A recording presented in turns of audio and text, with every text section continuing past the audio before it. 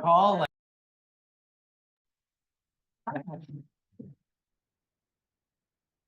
I'd like to call to order the meeting of the Parks and Public Works Committee. Okay, roll call? Sherrick.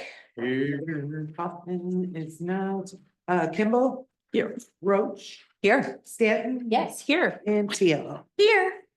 Sarah, do we need to note that Hoffman is excused?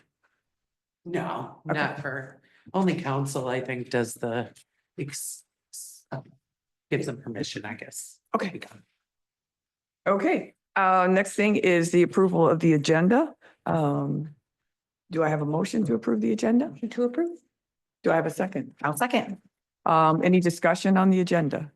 Is it possible to add something? It's possible, sure. What would you like to I'd add? like to add, you should have a copy you can share with Lauren. And you've got a copy, Madam President. And it's about the lawn ordinance and no mow May.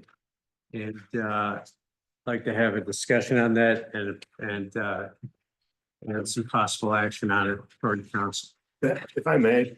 Sure, Scott. That really would probably fall into our agenda item titled 2025 project priorities. I don't know that necessarily needs to be its own agenda item, but we could definitely talk about it at that point. Which one would it go under? 6E, Six, the project 6E, update. project update. no, 6D, I think it would be, 6D. is, you know, Oh, and I'm that's, sorry, yep. yep, that's where we'll really talk about all the projects that are potential and which ones we really Okay. want to activate. Thank you, Scott. Okay, further discussion on the agenda? All right, all in favor of approving the agenda? Aye. Aye. Aye. Okay, opposed? All right. Next thing would be approval of the minutes. So are there any corrections to the minutes? I didn't see any, so I'll make a motion to approve the minutes. Okay, second, Second. all approved? Yes. Say aye. Yes. Aye. Yes, Aye. okay, Yes. minutes are approved. Okay, public comment on agenda topics only, limited to 3 minutes. Do we have anyone who wants to make a comment? Any? Is that a Anyone? hand raised? No, that's. No, that's my mouse, sorry. Okay, That's Russ so like to basically- talk, but Russ is He has raising not his raised his hand. No That's one my in the, hand. no one in the room. Anyone online that would like to make a comment? Okay, all right. With that, I think we're ready to go on to our agenda review and discussion. And the first thing is the Cook Park temporary art installation. And I think, Lisa, are you going to lead us through that? Yeah, if you wouldn't mind, this was something that that council approved. I think the Historic District Commission also had a couple questions about it, but ultimately They were both approved. reviewed. Yeah. So we just wanted to make sure that we got this in front of the Parks and Public Works Committee also, so we can ask any questions that we might have. And Yes. Proceed. If you want a little bit of history as far as how it came about, the CVB received a grant from the Michigan Association of Convention and Visitors Bureaus last year. And we took the grant money and denoted it for destination development projects. And so one of the strategic items in our strategic plan is to increase shoulder season. So we wanted to do some type of a project that would increase the traffic during the shoulder seasons. And we started working with the Saugatuck Center for the Arts as our project coordinator. But this is fully funded through that grant. And we are bringing, as what's in your packet, it's in the packet? Yes, thank you. Is a beautiful art installation by an artist who's from West Michigan. I believe he's from Allendale. He's had lots of different exhibits around the state and around the country. Something that you may have seen was at the Gerald R. Ford Airport, which was really cool. So we've gone through a couple iterations of what he presented to us, and we're really happy with the drawings that you have in front of you. Yeah. They're kind of fun and kind of Dr. Seuss-esque style flowers. They'll be lit with LEDs.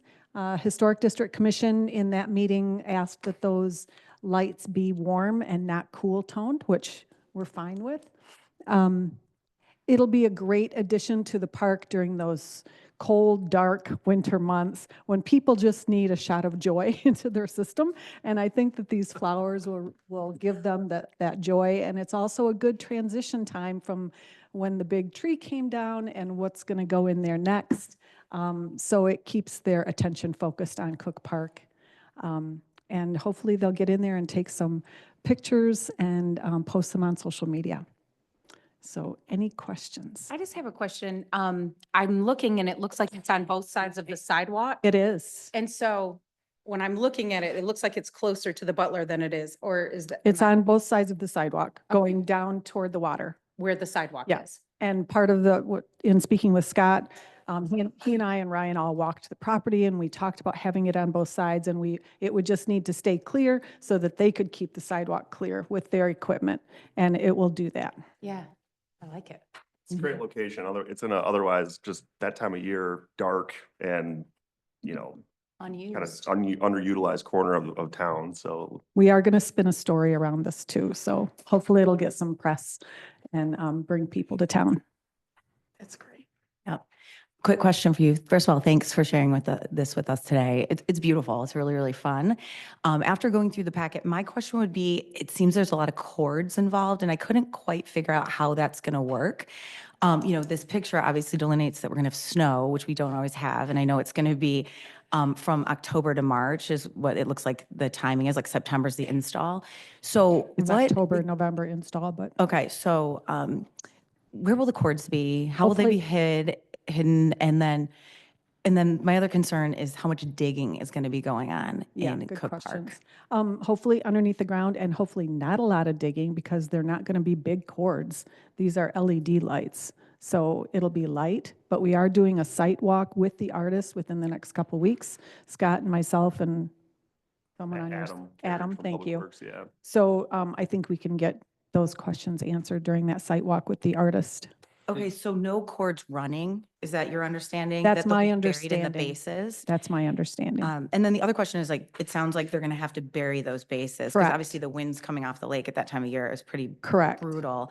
So like, what's the depth of that? And then, with turnover pretty quick going into tour season, then are we sodding? Like, how is that going to present to? Another good question for the artist, but I would anticipate that whatever he's doing to bury those would be fixed upon removal, Yeah.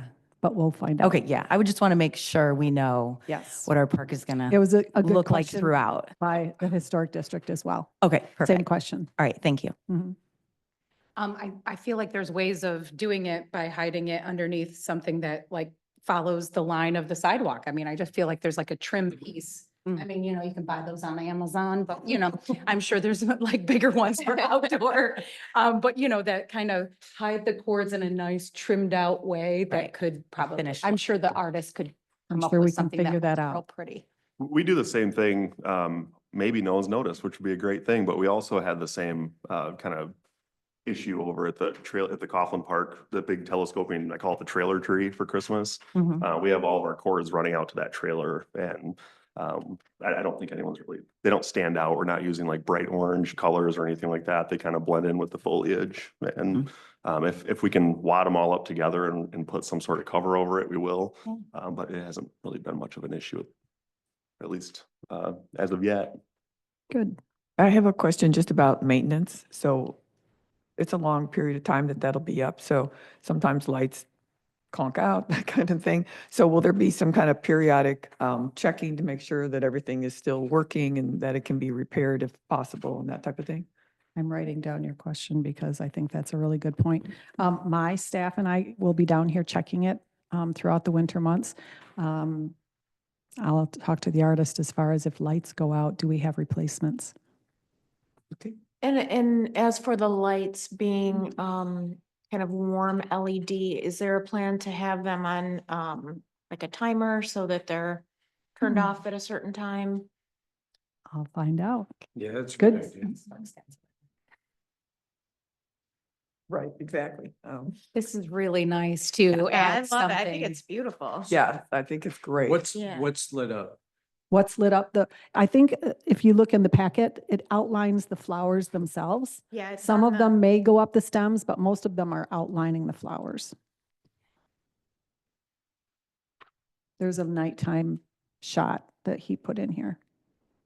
Yeah, I think, Oh, you know, okay. coming from a media perspective, this is just a really cool thing to highlight as a, There you hey, go. look at what communities are doing to try to, you know, Mhm, get people here in the winter months. sure, Look how cool we are. And I exactly. mean, this is. Look how cool we are. This is showcasing local artists, which was the idea that I had in the beginning of the year that we wanted to do something like this. And I was trying to research with the community I used to live in, and lo and behold, here you are already doing this. So it's Wonderful. really great. How Great, expen- great minds. How expensive is the electricity for this thing? They're LEDs, so They're I would think it's minimal. Do you And- think, Oh, God. do you think of this as kind of a pilot project that, if it goes well, this could be something we would repeat or not?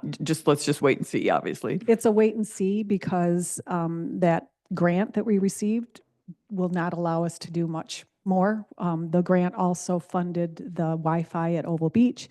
It's also funding the bike racks for downtown Saugatuck and Douglas. So that money is going to start dwindling, but it is denoted for destination development. So if there is money left over from this, and there will be some, it could be dog-eared for a future installation. That'll be up to our board. It's great. Will the CVB own? No, the artist did put an option in his proposal I didn't see that. for us to purchase for 45,000. I'm kind of hesitant to say whether the board would approve that or not. I'm kind of thinking, no, they would want to do something new if they did something else, is my feeling. This is, I think, a tough question. Is there any way to measure the success, as in the goal is to bring people in? Any way that you can tell if we've been successful in that way? No. Like, that is a tough question.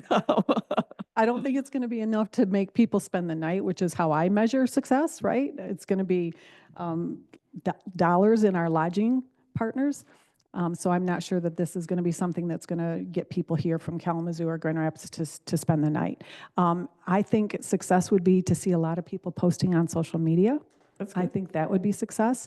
I think that a lot of press releases around this and getting some attention for it. So it's not just about creating the installation, but it's also bringing attention to our towns during a time that it's a little bit quieter. So if we can get the press releases out there and build stories, and then some news companies pick them up, and we get attention from that, whether people get here or not in the winter is one thing, but at least they will know that we're here. So I think that's also a measure of success. I think it really does a good job of reinforcing our art, Exactly. community. Mhm. Horses the So- brand. Yes. For sure. Yeah. And to that point, Lisa, will we have some signage, kind of introducing the artist, sort of the intent, like what we saw in the, Didn't see that in his proposal, so. yeah, and that, well, just like how it was introduced in the packet, and then also to sort of help out with the social media campaign of like the hashtags that you'd like use when people are in it. Because I think it's really kind of an immersive experience, because after going through it, I mean, these are 12 feet tall. So Yeah. you don't always, like, I mean, I know the pictures are supposed to go to scale, but I think it's going to be a really cool, almost like a tunnel-like effect, especially when it's snowing. So anyway, I think that might be kind of a fun thing to Yeah, absolutely. have an understanding of if you're In just our seeing it for the press first time. releases, we can put out the hashtags that will be used. Yeah, awesome. Mhm. Any other questions, discussion? Thank you so Fabulous. much. Fabulous. Thank you. Thank you. Okay, moving on, the next thing on our agenda is the stormwater presentation. Scott, do you want to introduce this? Sure, if you guys want to come up, introduce yourselves, we'd really appreciate it. Yeah, my name is Paul Hausler. I'm an aquatic biologist with Progressive Companies. Carrie Ravat, I'm civil engineer with Progressive Companies, and stormwater's been my life for over a decade now, so we're excited to talk about lakes and stormwater and how they work together. Yeah, I don't know if you can find that slide. Yeah, just kind of give you a brief history of this. So Carrie, as she mentioned, worked at the city of Grand Rapids for about 12 years. Yeah. Primarily being in charge of their stormwater program, the regulations and the management of it. I've been managing lakes in Michigan. That's kind of my role at Progressive. I'm the water resource practice leader. We have a team of 6, now 7 biologists that go all over the state, and we manage about 90 lake, or work with about 90 lake communities. So I kind of got a good background in lakes. We thought there might be a good marriage because stormwater is a very important thing that affects the water quality of lakes. And a lot of people think about, point source, they think about sewers or septic seepage, things like that. Those tend to get addressed. But a lot of people just don't think about stormwater other than if you're having a flood, then people think about it. But the normal day-to-day rainfall that washes stuff into the lakes doesn't get a lot of attention until you start having issues. Harmful algae blooms, things like that. And so, yeah, we kind of go into this. That first slide is just kind of an intro slide. Second one, just as we mentioned, the hydrologic cycle, which is basically how water cycles through the system. It through transpiration, evaporation goes up into the clouds, and then to get enough density of water, you get precipitation, whether that be rain, snow, sleet, hail, many different forms. But one of the national issues, as I talked about before, back in the 70s, everybody was concerned, rightfully so, about point source pollution. Back during that time, EPA focused, that was when the Clean Water Act was passed, there was a lot of money available to install sewers and wastewater treatment. A lot of developments happened during that time and since then. And now it's basically flipped, where back then 85% of the pollution that went to water bodies was from point source and 15% was from non-point source, which stormwater would fall into that. And now it's basically flipped. In 2010, latest data, 85% of the influence or the pollutants that are going into water bodies is from non-point source. That could be agriculture as well, but when you get into more of an urban, highly residential setting like you have in the city of Saugatuck, it's primarily going to be from stormwater. So I don't know if you want to jump in, Gary. So, yeah, and then stormwater becoming more and more of an issue as we're seeing heavier and heavier precipitation, more extreme rain events. I could, within 5 years of the city, tell you that the number of complaint calls and flooded streets, and just looking up our rain events, how many more frequent intense storms we've got. So you're pulling more and more off of the off of the roadways and people's yards. And so it's just becoming more and more of an issue. Plus you've got the flooding, soil erosion that caused by water rushing through pipes, and then it ends up in a tributary where it erodes that tributary because it's dumping in too much too soon. So yeah, it's just becoming more and more of a problem. Again, these are, the red dots are where you're going to see more increases in daily precipitation, or where it's already been seen. We're seeing it. My friends on the southeast side of the state have had horrible issues lately. Ludington's had, I want to say, a 500-year storm. Southeast has had 200-year storms pretty much back to back. They're coming. We're going to get hit at some point in time. We just don't know when. So the more we can do to be prepared, protect our lakes, and help with some of the flooding, the better. Go ahead. And now, as we discussed, everything the rain touches ends up in your waterways. So, people who over fertilize, pet waste, avian waste, not feeding the birds and the geese at the parks. My crazy info that I just learned was 2 pounds a day of waste from a goose. 2 pounds. Wow. Yeah, but they eat grass. It's, I have nothing to Our, do our with shopper that. docs believe that. Yeah. Yeah, I have witnessed What? that It could be like a personally. day, we'll pressure wash it off and then, you know, the next day someone's like, the city never does any maintenance on this thing. And like we did yesterday. It's, Yeah. it's terrible. And the more they get fed, you're gonna get unnatural numbers coming to you and it's really gonna concentrate. So yeah, all the little things. And then you get the oils and greases. And then, like I mentioned before, from the outfalls where the pipe ends and goes into your waterways, you can get erosion from there. This one's Paul. Especially, so yeah, once you start seeing some more influence of sediment loading, which usually carries nutrients, particularly phosphorus. In aquatic system, phosphorus is a primary driver to plant growth, which includes algae. So that's kind of what the focus is in most management plans, is to try to reduce the amount of phosphorus. Nitrogen is important too, especially if you already have a high amount of phosphorus, then the nitrogen is going to act to drive it. So you want to try to eliminate both of those, but usually in aquatic system, phosphorus is the more important of those two and the easier to manage. Nitrogen is in the atmosphere, so it's constantly coming down. And also it's very mobile. It's very transmissive throughout the system. Once you get that nutrient pollution, what it causes is you can get rapidly growing algae mats that shade out some of the native plants, which are beneficial to fish. Also, as those break down, they're using up oxygen, which can cause, in extreme cases, fish kills. So it's all kind of like a cycle that, you know, builds on itself. So you want to try to eliminate as much as possible so that you're slowing that process down or even reversing it. So next slide. Yeah, we kind of talked about this, of don't feed ducks and geese. The other component besides the nutrient is E. coli. People can get sick from it, particular pets and children. Same thing as household chemicals. Those, you know, we don't think about them, but they're there. The residue is there on the roads and even in lawns, and that gets washed out into the water bodies, oil and grease and pesticides. Next slide. And also one of the big things, I recently went to the National Water Quality Monitoring Conference in Green Bay, Wisconsin, a couple weeks ago.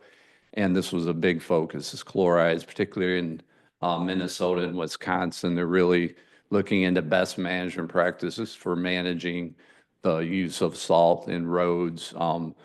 You can actually reuse salt. So a lot of people use too much of it, so they have a lot left over. You can actually sweep it into a container and reuse it. So there's a lot of different things that you can do to try to eliminate. What's that? I just told Scott to get his broom out. Yeah, exactly. So, and they're looking at different alternatives, you know, more sand, which sand can cause problems too. But what this does in extreme cases, there's a couple cases along the East Belt Line in Grand Rapids where there's small water bodies adjacent to it.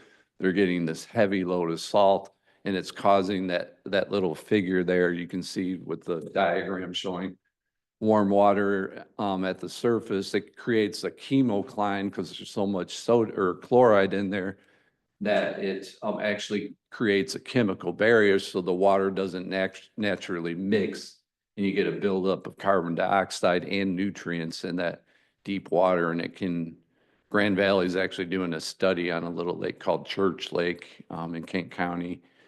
So there's a lot of research going into that, but the bottom line is it's not good for the environment. It's not good for aquatic biology or any organisms that are involved with aquatics, whether it be plants or animals. Let you.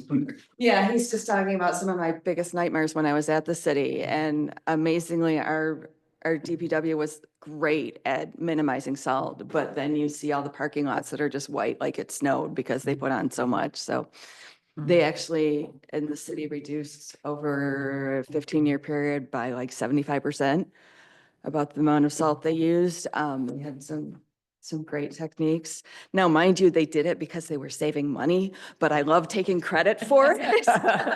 Was that, I don't, is this a kind of a Q&A presentation or? Yeah, I however don't know if you I can wanna wait till do it. the end. Was that primarily just like switching over to like brine solutions or how do they Brine achieve that? solutions, Application. application rates, making sure they calibrate their trucks more often. They do target hills and intersections, and the neighborhood roads don't see as much, which neighbors aren't thrilled with, but you know, they hit the safety spots, and that's what it's there for. You've got to find that balance between safety, and you got to be careful in the winter, no matter what. You can't expect clear roads every day in Michigan, but yeah, it was a balance of many, many different things. Anyway, so on to sediment. This is another fun topic. The soils you see there came out of catch basins. And it's really amazing because the other side is where they put their sanitary sewer cleaning waste. And that looks, brown like soil. It's pitch black and usually a bit of a sheen because of the oils and the car emissions, everything that's collected on the road gets absorbed by those sediments. And when they get washed in the catch basin, they are disgusting. So, just thinking that this is what's ending up in our lakes. And then all of this leads up to, so naturally, rain's supposed to soak into the ground and slow down, it cools down. But if you're hitting hot pavement, you've heard of the urban heat island effect. When you're hitting hot pavement, that water's warm and you've got that warm water going into our water bodies. So you're going to get more algae growth and lose some of your habitat and native species because of that water being warmer. Next, please. So that's where we get into nature-based solutions. And as I mentioned, soaking things in. Out here, we have a lot of sand, so it's easy. Those, except for the little tiny swatch of turf grass on the left, are all native plants. They're known to have their longer roots. That means you need to water them less because they hold on and they're deeper in the soil. It also means they soak up more when it rains on them. And that helps you control the amount of water. Having those native plants, as water rushes through, if they don't get absorbed, they will at least get filtered through the plants and slowed down from the plants. The turf grass is pretty much useless for helping get things in the ground. And there are times when it can grow so thick that it's a mat and you'll get less absorbed than you could. Next, please. So what do we do with these plants? And you see a variety of practices here, rain gardens and bioswales, and there's actually porous pavement in the center. But That left one is a Holland Energy Park. I'm sure if you're familiar with that. Beautiful. yeah, that's A lot of pocket it is prairie. the ultimate of this. So yeah, the native plantings are gorgeous. The one on the right is actually in Florida. But it's the same conditions. They've got very sandy soils, some very similar conditions, but it also shows you don't have to have the plants. The flowers are beautiful, but as I was telling Scott earlier, if you don't have people who can maintain them, moving to more of a buffalo grass or a sedge is something that can either be a no-mow or look like mowed grass where you don't have to weed as much. The care is a lot less, but you're still getting those bigger roots. You're still getting something that's not going to create a mat. It's going to let the soils go down through that sand. The other thing is when you've got those longer roots, if you don't have sandy soil, it'll help break that soil up and eventually it'll be taking in more water. Go ahead. Yep, you want me to do the next? Yeah, so one of the things, particularly on lakes, is that Eagle has been promoting for about past 15 years. In fact, I was one of the original ones that took this course where they train consultants and landscape folks how to design and build these natural shorelines and filter strips, which, are act to not only improve habitat on the shoreline, but also they are great at filtering the water that's running off of other properties into these areas. Move on to the next one. So yeah, this is hardened shorelines, which are basically the worst case scenarios, vertical seawall as far as habitat, because amphibians and reptiles can't get back and forth from the water to the land because there's a barrier there. It also tends to promote down cutting. When you get wave action, instead of absorbing the waves, it reflects them and typically reflects them downward. So you get scouring at the bottom of the seawall that can eventually cause it to erode, but it also causes disturbed areas which tend to promote invasive species, which like disturbance. So you're talking about the Phragmites, you're talking about Eurasian milfoil, some of those other things. And then in a residential setting, another thing that's bad is they have turf grass all the way down to the shore. And then, the worst case is where you have turf grass all the way down, then you have a nice hardened seawall. I kind of call that the suburban effect, where people that live in the suburbs like those clean lines, they like nice grass, nice level. There's ways to, if you can move on to the next slide, there's ways to promote, even if you can still have a beach area and a dock for your boats, but you only need, like 25% of that area. The rest of it, you can put, natural plantings in, trees, shrubs, that type of thing. And then you get a lot more filtration there and a lot less maintenance. You don't have to mow it all the time. So, and the other advantage we talked about geese is if you have that vegetation near shore, geese they will not go into that because they want to be able to see the predators. So that's why they like that nice open areas, because they can see if there's anything coming before they get there. And then the other thing is just the benefits of natural shoreline. I'm not going to go through all those ecosystem services there, but it basically provides habitat and keeps erosion, or it minimizes erosion.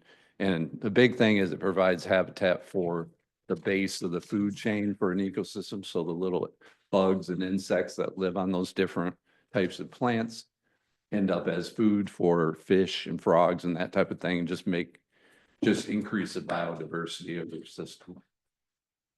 Next slide. And the one other point, see, that's great, because we always, no matter how many times we do this, one of us will miss a point. Having a strip of unmowed, hopefully native, but if you leave anything unmowed, that'll keep the geese away too. They want to have that clear path to the water. That's another way to help keep the geese down. So some of the other examples of what has been done, daylighting. This shows actually two different types of daylighting, which means you're opening up the storm sewer. On the right, they actually took out 1,500 feet of 48-inch pipe and turned it into a small stream. Blessing and a curse, you don't see the water there anymore because it's absorbed so well, and it just goes back into the ground and slowly back into your lakes like you want it to, as opposed to, again, rushing it to the tributary. On the left, you can't see the outfalls.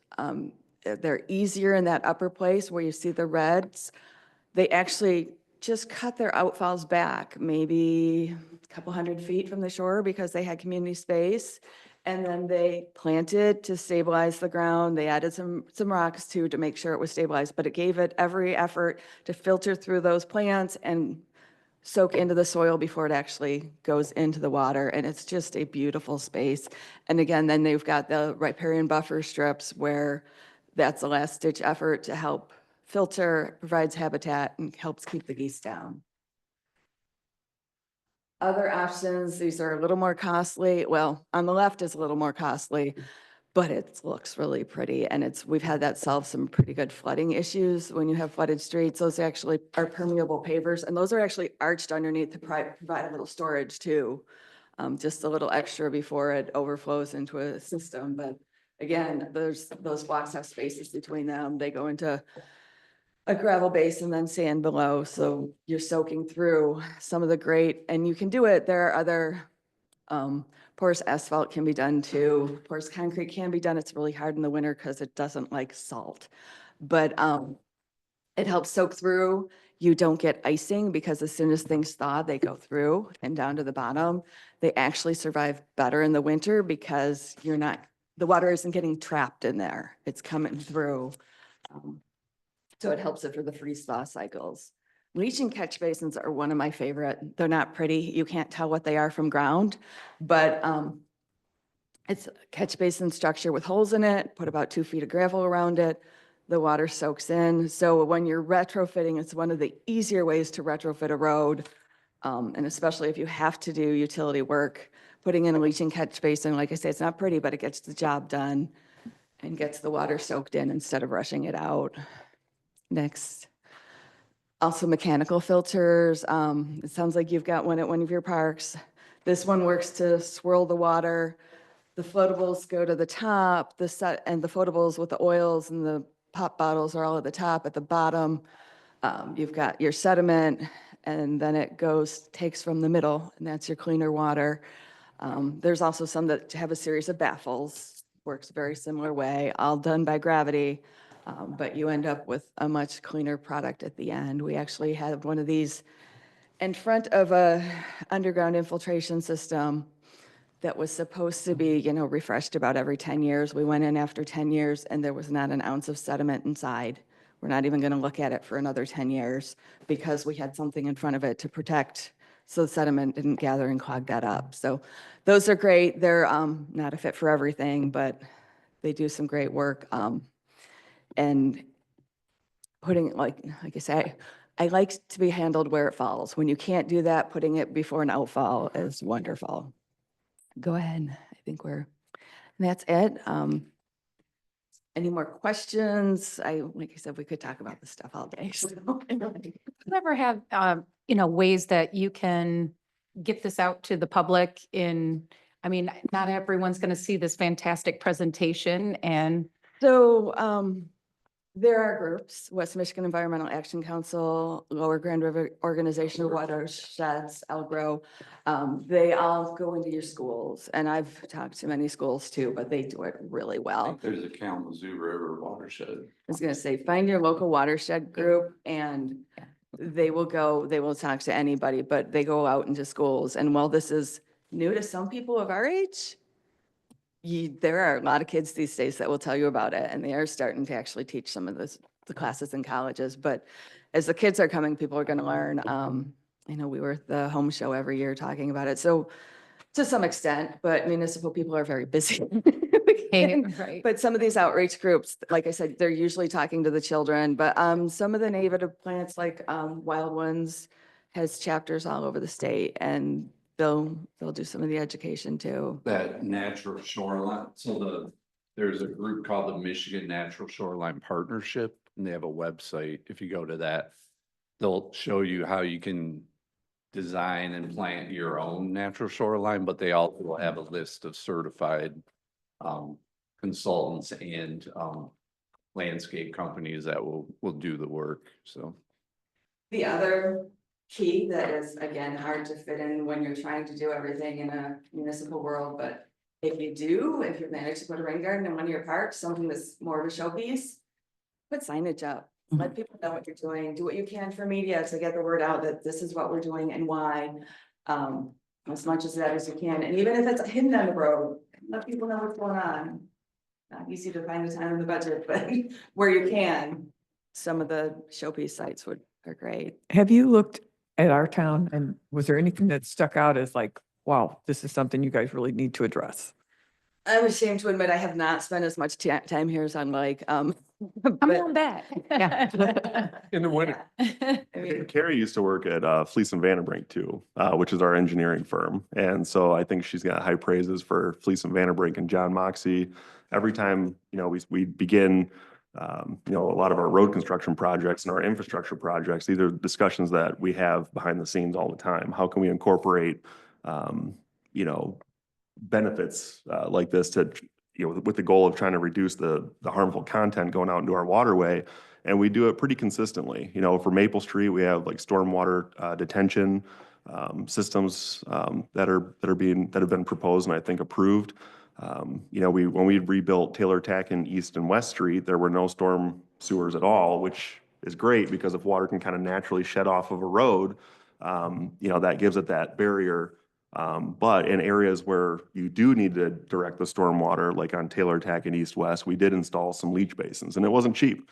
Saugatuck has these kind of miscellaneous pockets of sand, and then maybe your neighbor's 2 doors down is pure Mhm. clay, and you get ruts and whatnot. And so the construction crews ran into several issues where we thought we did some perk testing and or bore testing and thought that we were installing leach basins in sand, and when they went to go install them, they were not. And so they had to go much, much deeper until they found sand and let it drain into the soil. So you know, public works staff, we just went to Truck and Trailer Specialties out of Dutton this winter for calibration training on our salt spreaders.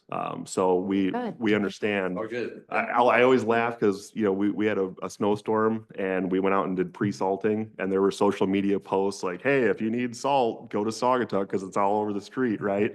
Well, the next morning at 7 a.m., it was a totally different story. And so, you know, we're always conscious of how we can minimize that footprint because we know where it's going. And everyone in this community, I can't say that definitively, but I think most people in this community really care about the environment, our shoreline in Lake Michigan. So it's stuff that we're constantly working on. And those are, the calibration is going to be the number one thing everybody says first. Mhm. Keep your trucks calibrated, and yeah, the pre-salting or pre-wetting. However, pre-wetting is another way to do it, but it takes a whole different line of equipment, which is an expense. So pre-salting is. Yeah, we've debated, you know, we kind of let MDOT take the lead on some of the brine applications out there, because like, hey, if you can use less material, that's great. But, you know, for our community, we've been a little bit reluctant to adopt that because of the cost up front, but also too, just the practicality of it. Like if you put a brine solution down, it kind of has a shorter lifespan than if you put down like sodium chloride rock salt. Right. So we only have one, you know, we have enough staff for first shift, right? And so if we can put down the rock salt version of it versus the brine, where let's say brine has to be reapplied every 2 hours, we don't have the staffing levels for that, not even close. So for that reason, we do use, you know, sodium chloride rock salt still in most applications, and potassium chloride for sidewalks. So Yeah, and they're also in a place where Kent County, there's a concentration of communities and they share brine. Mhm. So yeah, it's. And they when you probably scale have down first, second, and maybe even third shift staff on duty. 24/7 when they're plowing out Yeah. there, yeah. So they're putting product down more frequently, you know, which is more diesel, more resources. I don't know, lots of things to consider.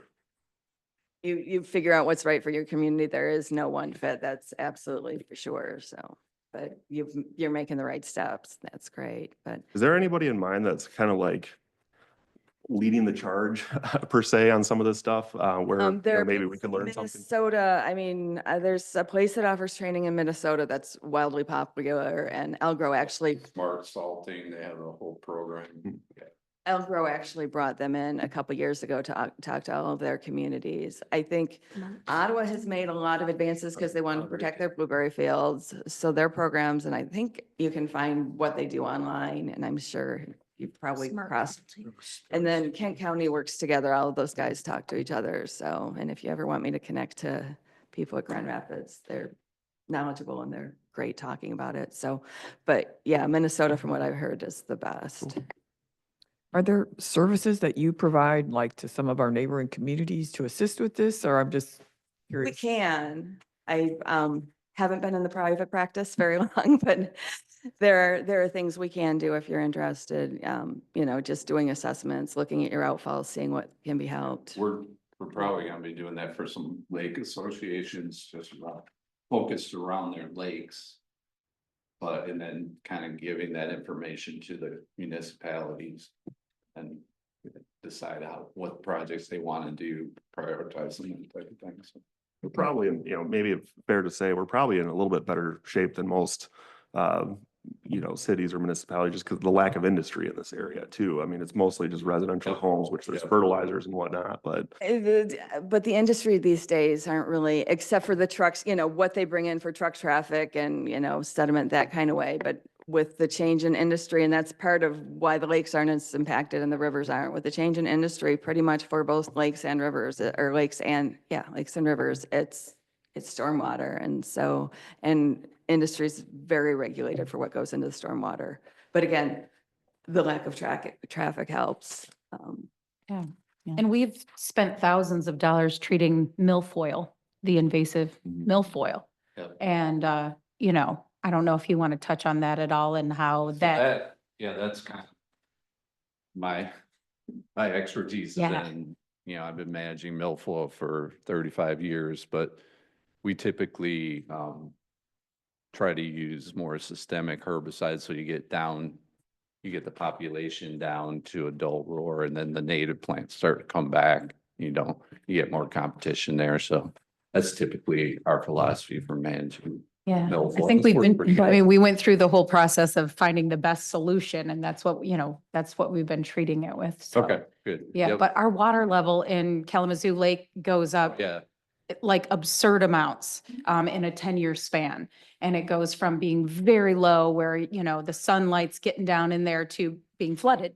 and And I'm sure you got, zebra mussels and. we had issues with that. and then you're yeah. Influenced by, I don't know if it's technically a drowned river mouth or not, but you're definitely influenced by Lake Michigan level. Oh, yeah. Whenever those go up and down. I mean, we work with Spring Lake and Bentwater Lake and all those, so yeah, we're familiar with that. In my office, I go by a bayou off the Grand River in Spring Lake at least weekly, and somebody has a dock. And some years it's perfect, Mhm. and some years it's a little covered with water and the ducks like to see it, and right now it's out of water. Yeah, with sand underneath it. Yeah. Yeah. It's Varies. just. Yeah. to react. But Paul, do we stand a chance with milfoil being upstream, right? Because everything flows our way anyway. And so we treat obviously what we see, but we can't control what's coming our way in terms of sediment and chemical use. Yeah, you're right to a certain extent. There definitely is. And then if you have like public accesses near, I think you got one up in Douglas or whatever. So you got vectors there bringing stuff in.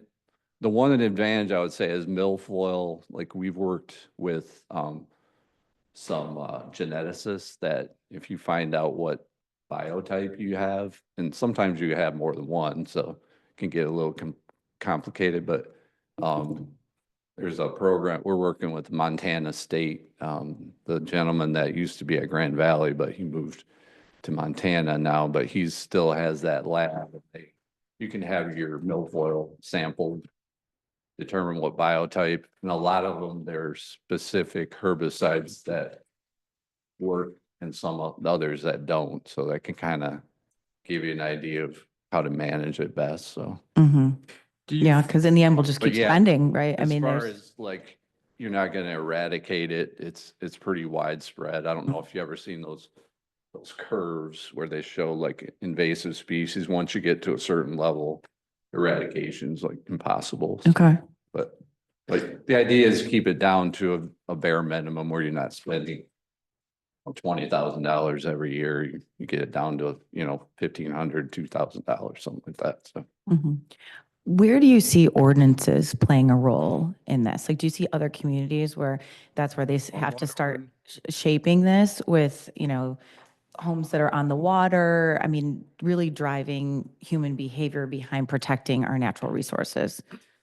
I see Singleton being the last to go, just because the pushback there is horrendous. But the Okay. state has started requiring, even with road projects, to do more and more depending on the size of your city. And I know Grand Rapids has always tried to do just a step above. It's such a balance with, you don't want to chase businesses or developers away with too many regulations. Right. And then you won't have money to do things in your community, but you don't want to ruin your environment by allowing these people in. So it's tough, but just right now, if you're a commercial development, the first,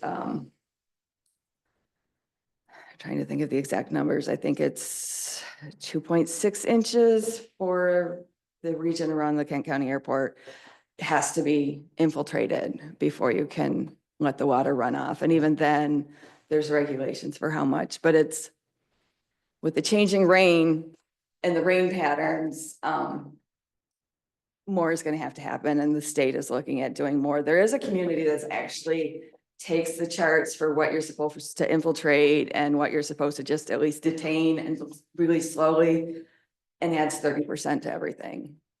I was just at that presentation. Yeah, it was, I've seen it in a couple. So there are communities that are going ahead and the state is looking at mandating that. What do you mean 30%? So, okay, so like I said, it's about 2.6 inches for they call that the 2-hour rain event. Okay. I'm sorry, 2-year rain event. It's expected to happen like every 2 years, but those numbers are off. We go to a set standard. So they just add, okay, the state says we have to meet this. We're going to go to 3.2%, a little more than that, because we're going to add, or 3.2 inches because we're adding 30% to whatever they say we have to do. Factor it in, they Yeah. over design it to Right. account for the problem with, and I've seen several presentations on this, but the data that engineers use to calculate, like storm sewer size and all that, a lot of them were from the 1950s. They've recently updated to what, like the 2014. Well, it's 2014. called Atlas 14. It's basically based on numbers up through 13. And they're looking at it, but it's probably going to be another 5 years before we see something updated more currently. And that's still not, it's going to be based on back data. It's not based on what we think could be happening. So, yeah, there are communities that'll say, like, if you've got to keep on site and slowly release for 100-year storm, that's around 6 inches. So they're going to make you do 9 inches. And when I give that number, it's if 9 inches were to fall, how much would run off in that area?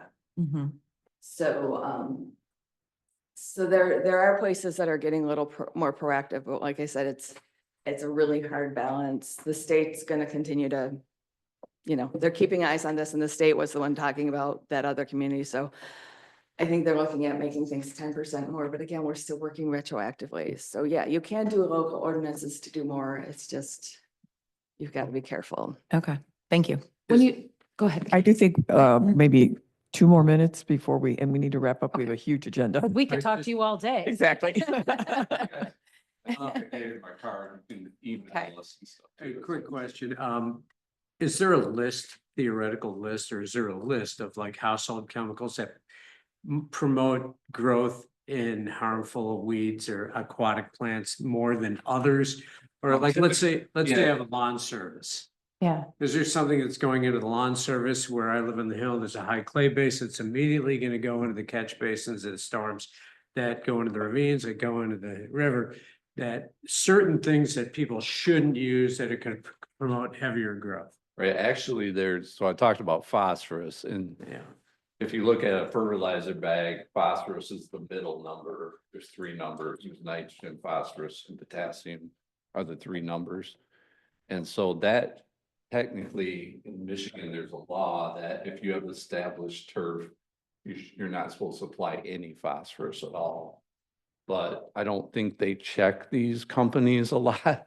So, who knows what they're putting on there. The other caveat is there's 2 exceptions. One is golf courses and the other is agriculture. So, but for regular residential lawns, you're not supposed to be putting any phosphorus on.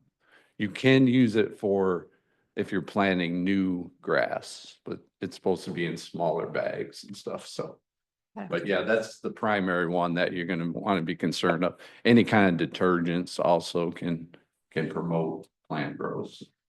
And the other thing is typically you can take some of your soils to local soil conservation district, and they can test them. You really shouldn't put anything on your yard unless you Yeah, see you that might you not actually even need need it. to put any fertilizer in Yeah. your lawn. Yeah. So minimizing anything you put on your lawn.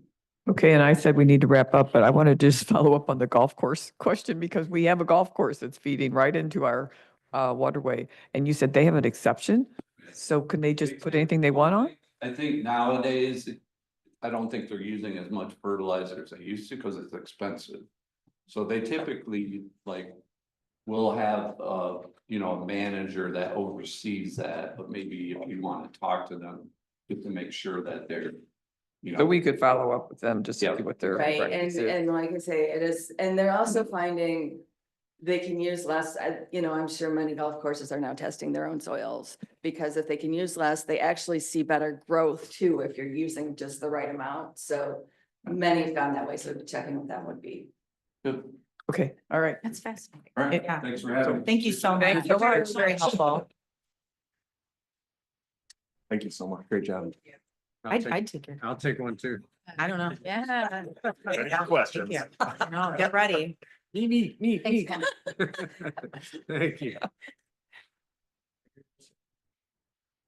Okay, That was really great. yeah, thank you so much. And it came at a good time too. Okay, we are ready to move to item C, naming of the airport property. So Kelly, that's been where you're the lead, so do you want to? Yep. So, based on where we left off was to create a, what are we calling it, Nancy? A project charter. Yes. So I did in fact do that, just kind of going over what the purpose, the goal of this project was. And then based on that, I want to say it was like March 10th. Well, let's see, back up. So I reached out to the school. They did want to participate. I reached out to City Hall. They kind of walked me through what we needed to send over so that we could send it out to the public. I then put some content together, sent it out to all of you. You guys all made your updates to it, and then it was sent on to Sarah and Jamie at City Hall. It went out around March 10th or 11th. We had it open for almost 2 weeks. And it looks like we got upwards of, 70 some ideas for the naming in the submissions, and it was an open submission. So anybody that was on the city's mailing list, it was beyond just Saugatuck residents, could participate in that. And then it's also still available to students to be able to submit some names. Jamie had to close it. She just closed it. today, Okay. I think. Okay. That's what she Yeah. said. So they had it for a fair number of days. So any other names, then, we'll add that to the list. And it looks like the list made it into our packet. I'll build on that just a little bit. Yeah, we reached out to the Nate over at the ODC and just kind of asked for kind of a project timeline, because obviously it'd be nice to maximize the amount of time that people have to digest the names and kind of narrow things down. But at the same time, we want to keep the project moving forward too. So one of the questions that we had for Nate was, they're going to get started on the upgrades this month. And so we're like, at what point, do we need to have a name selected so that we're not, stalling this project at all? And so basically, if we have the goal of opening the property in May, the timing of the city workshops, council's gonna, narrow things down at PPW. Council has a little time to digest that. If we could walk away today with some narrowed down candidate names for council, that would be great. If we do need more time, that's okay too, but we may have to call a special meeting. I don't know. We'll see how many submissions that we have. We got a pretty good amount. We suspect maybe, well, if it's closed, then no more are going to trickle in. Yeah, it Right, was but- closed this morning. But we won't I have thought seen she all of said those. There might have been 20 more that were submitted, but Mhm. it would take her a while to compile it, so she didn't have time before the meeting. Timing is just a little off on that one, but that's okay.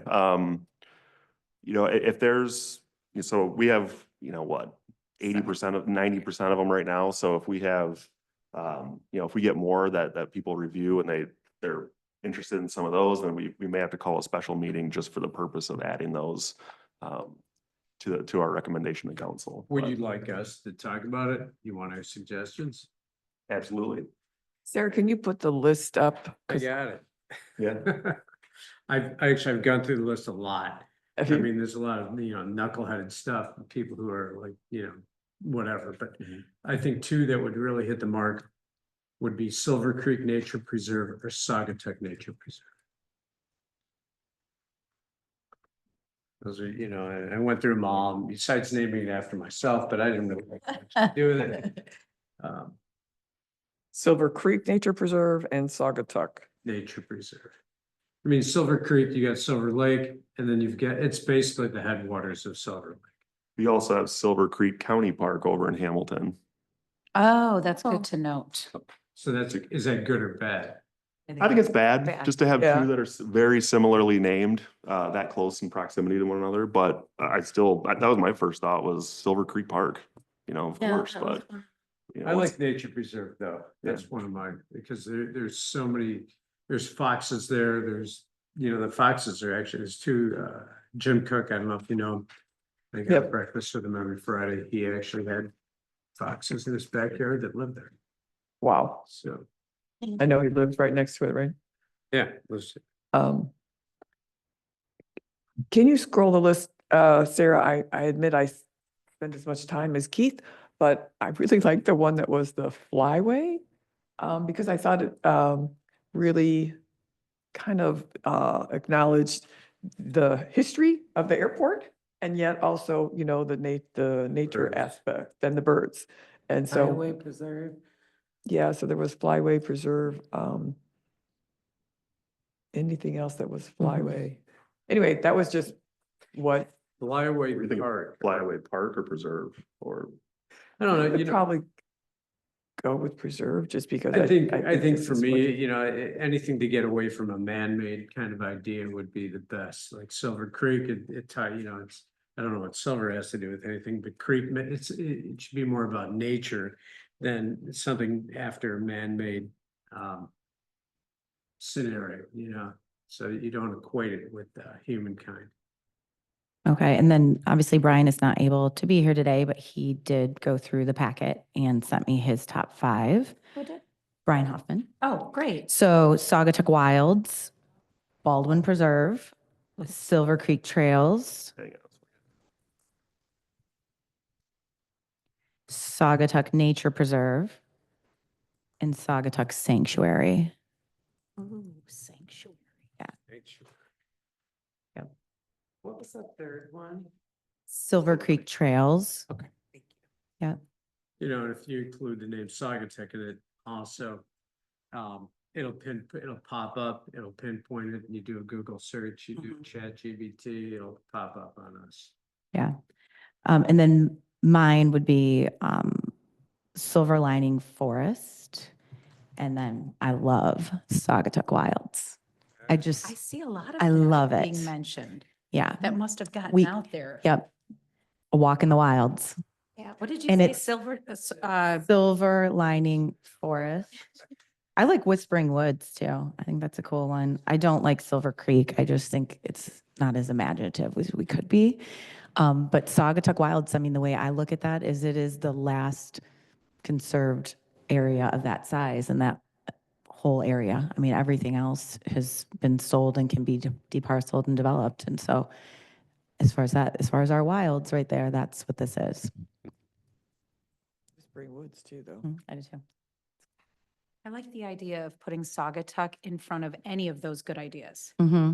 You know, where you could incorporate something, you know, that includes any of that, but Saugatuck being the Mhm. first word, you know, Yeah. whether it's Saugatuck Wilds, you Yeah. know, Saugatuck Saugatuck Sanctuary Silver too. Lining Forest, or, you Yeah. know, like doing something that at least starts with that. Yep. Yeah, I mean, I submitted votes, but and I love a lot of the names that people submitted. Of course, I like the idea of Baldwin Preserve because, you know, of the How much way you- Helen made this happen. But I also love Saugatuck Wilds and there was another one. Yeah, I liked the flight park. There was something about a flight park. There's. Flyway Park. Yeah, Flyway and Park. Flyway Park, because, yeah, same thing. The history of the airport, I think, would be interesting, but I think top choice for me would probably be Saugatuck Wilds as well, because some people don't even realize that's Saugatuck. So having that as part of the name might be something useful. for people What to if everybody, find it. we've kind of done this already, but everybody just sort of picked their top 2 Yeah, and then God. we'd see if we have how much overlap we have? I think we have quite a bit of overlap, so Yeah. I think we're well positioned. We didn't come up with a list of 20 names by any means, so I think, you know, the council, I think, would be very accepting of, you know, 6 or 7 or, you know, however many we've got here now. Yeah, and we should come up with a number that feels good. So we come up, maybe even say like, I'm just asking, Parks and Public Works, number 1 pick was this, but here's the top 6 or the top 5 or the top 3.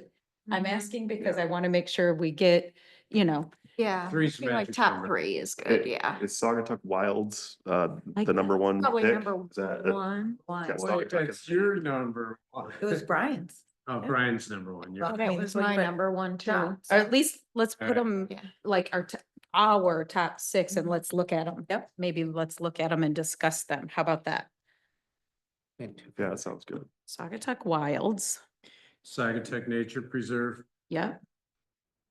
But how is that, to me, that isn't that distinguishing? We also have I mean- Saugatuck Harbor Natural Area. That's Yes. Mhm. Real And we close. also have, you're right.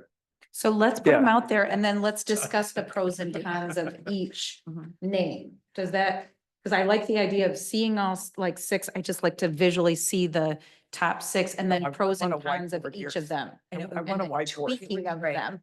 Ooh, we need a Is there- whiteboard, you're can right. we Draft up I mean, we're doing this, so we could pull up a Word document and just list them out and Yeah. go from, does that work? I'm That's- definitely a that's visual help. person. Yeah. Exactly. I know, I'm like, you need a Alright, spreadsheet. So far, we've got Saugatuck Wild, Saugatuck Nature Preserve. Did anybody like Saugatuck Sanctuary? I did I like that do. one.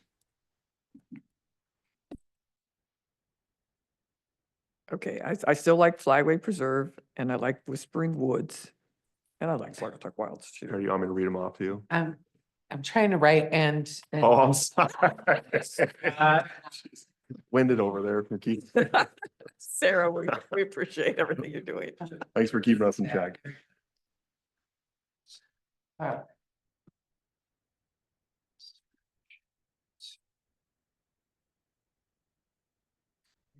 Submit it. And Saugatuck Wilds was the number 1. Saugatuck Nature Preserve, I think was what we said next. Yep, Silver Creek Nature Preserve. So that's both of Keith's. Flyway Preserve. Silver Lining Forest. Saugatuck Wilds, you got that. And then Whispering Woods. Baldwin Preserve, What was that? Baldwin Preserve. Baldwin. Silver Creek Trails. Okay, Saugatuck Sanctuary. You got that. Saugatuck Nature Preserve. Oh, yeah, Saugatuck Saugatuck Sanctuary isn't on there. Yeah. I don't know, we've gone past 6. Yeah, we did. Just to. Well, It's all right. I mean, okay. at least it's not Okay. 71. Was there anything else Brian suggested that? I'm just looking right now. So no, he's Wilds, Baldwin That's everything. Preserve, Silver Creek Trails, which I don't know if we're sort of moved away from that already, but Saugatuck up Nature there. Preserve and Saugatuck Sanctuary. And then I just looked up, all of our parks that are listed, right? Just to make sure it's not too much crossover. So we have Coughlin Park, Cook, John Willem Trail, Jones Park, Mildred Peterson Nature Preserve, so one other nature preserve, Mount Baldhead Park, Oval Beach, Rose Garden, Saugatuck Harbor Natural Area, Village Square Park, Willow Park, and Wicks Park.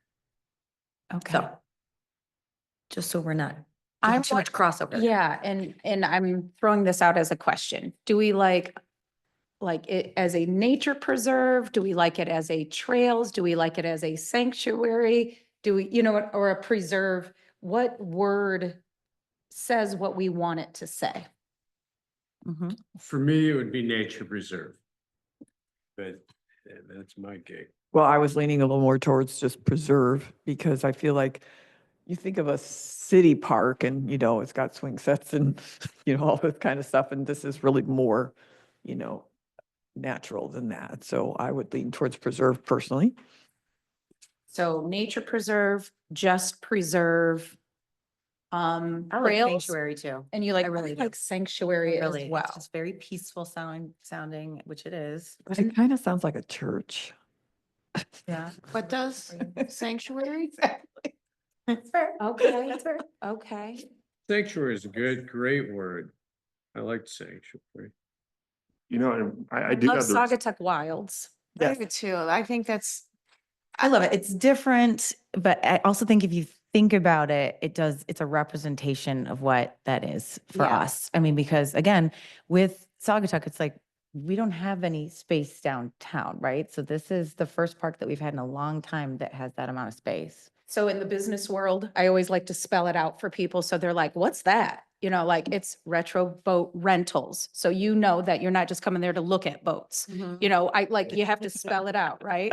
So I like the idea of like Saugatuck Wilds, preserve, Reserve or nature trails. trail. Like Yeah, Saugatuck Wilds trails. Nature Trails or Saugatuck Wilds. Yeah. Park, or you know, something that That's fair. really tells you, hey, what is this? What is It's nice Saugatuck to Wilds? know that there's You might trails think at the there. bar. Yeah, like, You know what I mean? If you Google it. Point. right. No, I But think what about like a Saugatuck Wilds? What do we like to go with that? I like the idea of trail going with that. Saugatuck Wilds Nature Trails, Trails? yeah. But does that pigeonhole any potential I'm future use of the asking. property? Yeah, That's No. just a question. Just asking. and it could be one of those things where the title is Saugatuck Wilds and underneath it's Nature Trails and Preserve. you know, Right, Like as a exactly. subtitle Yeah. underneath. Sarah, I've got the link for this. I mean, we could pull up all the survey results right now. Okay. If she, From the school? I have all, I so would there's love it. 98 submissions and Do you Then there's guys only feel five that? more than Or you want last to like five. Google The last something and make five. sure, the last five maybe it's just the subtitle is are repeats. Nature Trails and Preserve or Nature Trails and. So like if, Nature if Trails five and more Preserve came in, as a subtitle. then Yeah. we have Saugatuck, so the last five are from as early as 8:29 this morning. There's Acorn Grove, Singapore Park, Mm. Saugatuck Animal-tastic Park, Favorite. Flight Path, and Pure Michigan Park.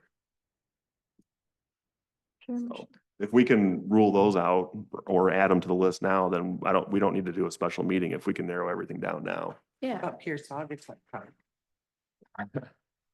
No, actually, I was trying to figure out, how can we work that pure in? I love that pure thing, you know?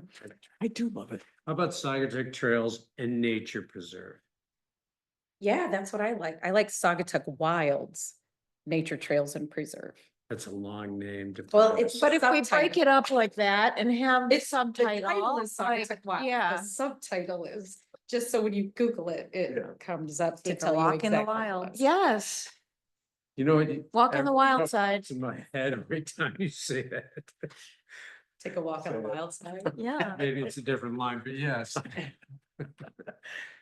Well, I mean, just to be thorough, we can kind of customize a name, now if we want to. But, just to make it a little more palatable for council, are there any on that list that we can eliminate?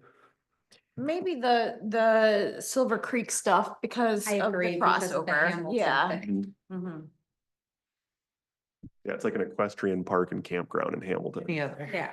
You Yeah, gotta I- think of the Googles. I know you like Flyway Preserve, but doesn't Saugatuck Flyway Preserve but I think that could possibly.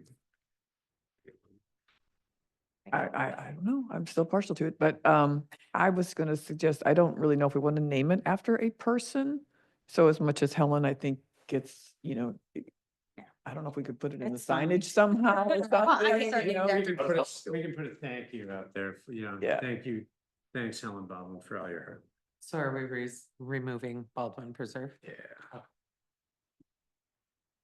I'll get a phone call. In your face, Helen. No, just kidding. No, council would never vote that anyway. True. probably. Be a lot of controversy. So there wasn't anything else that came in from the students that we hadn't considered. Yeah, they're all in, submitted by date. And so if five is what we're missing, I'm having a hard time. That was all, I thought that you said there were 20 that came in from the Yeah, students. that's what I thought Jamie Because said, there's but a if wild he's saying there, I know forest there was that's like 70. Wild. Well, how do you? when did she 71 close it? What's that? Do you know when Jamie This closed it? morning. Nature trip. This morning? Yeah. Would it be before the more meeting. Down, condensed? but She said she- But we sent the packet out on Saturday at, Took wild. Yep, so Detailed. it's Saturday, Yes. So I there would could've say been- anything after Saturday at I 11. like I like that a lot. I'm sticking with it. I love So is it. there anything that came I in love it. Monday? Saturday, which would be the 23rd, right? No, You know. no, you because know, that's 22nd. that was a Scotty Jacobs.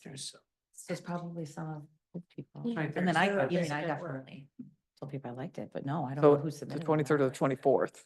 It's like, Anything that came in after the 22nd. Okay, I can read the ones that have come in since then if we want. Yeah, go ahead. Okay, If there's anything else. so from March 23rd, we have the following: Saugatuck Wilds, Bill McGee Park or McGee Park, Bill McGee. Rustic River, Whispering Pine, The Park, Pleasant Park, Listen. Type here. Greenway Park, Mhm. Yellow Park, Fine. Wingspan Park, Wait, Wingspan. Yep. Wingspan. Wingspan Park. Runway Park. Greenway Park. This is. I think we should continue to call it the airport property. Airport property. Better. Saugatuck Cross Country's new course. Yeah. Oh, now I know where these came from. Yep, so we know we're getting them from the school. Yeah. Park, Park, park, park. Runway Park again. Slough Rock, SLUROCK.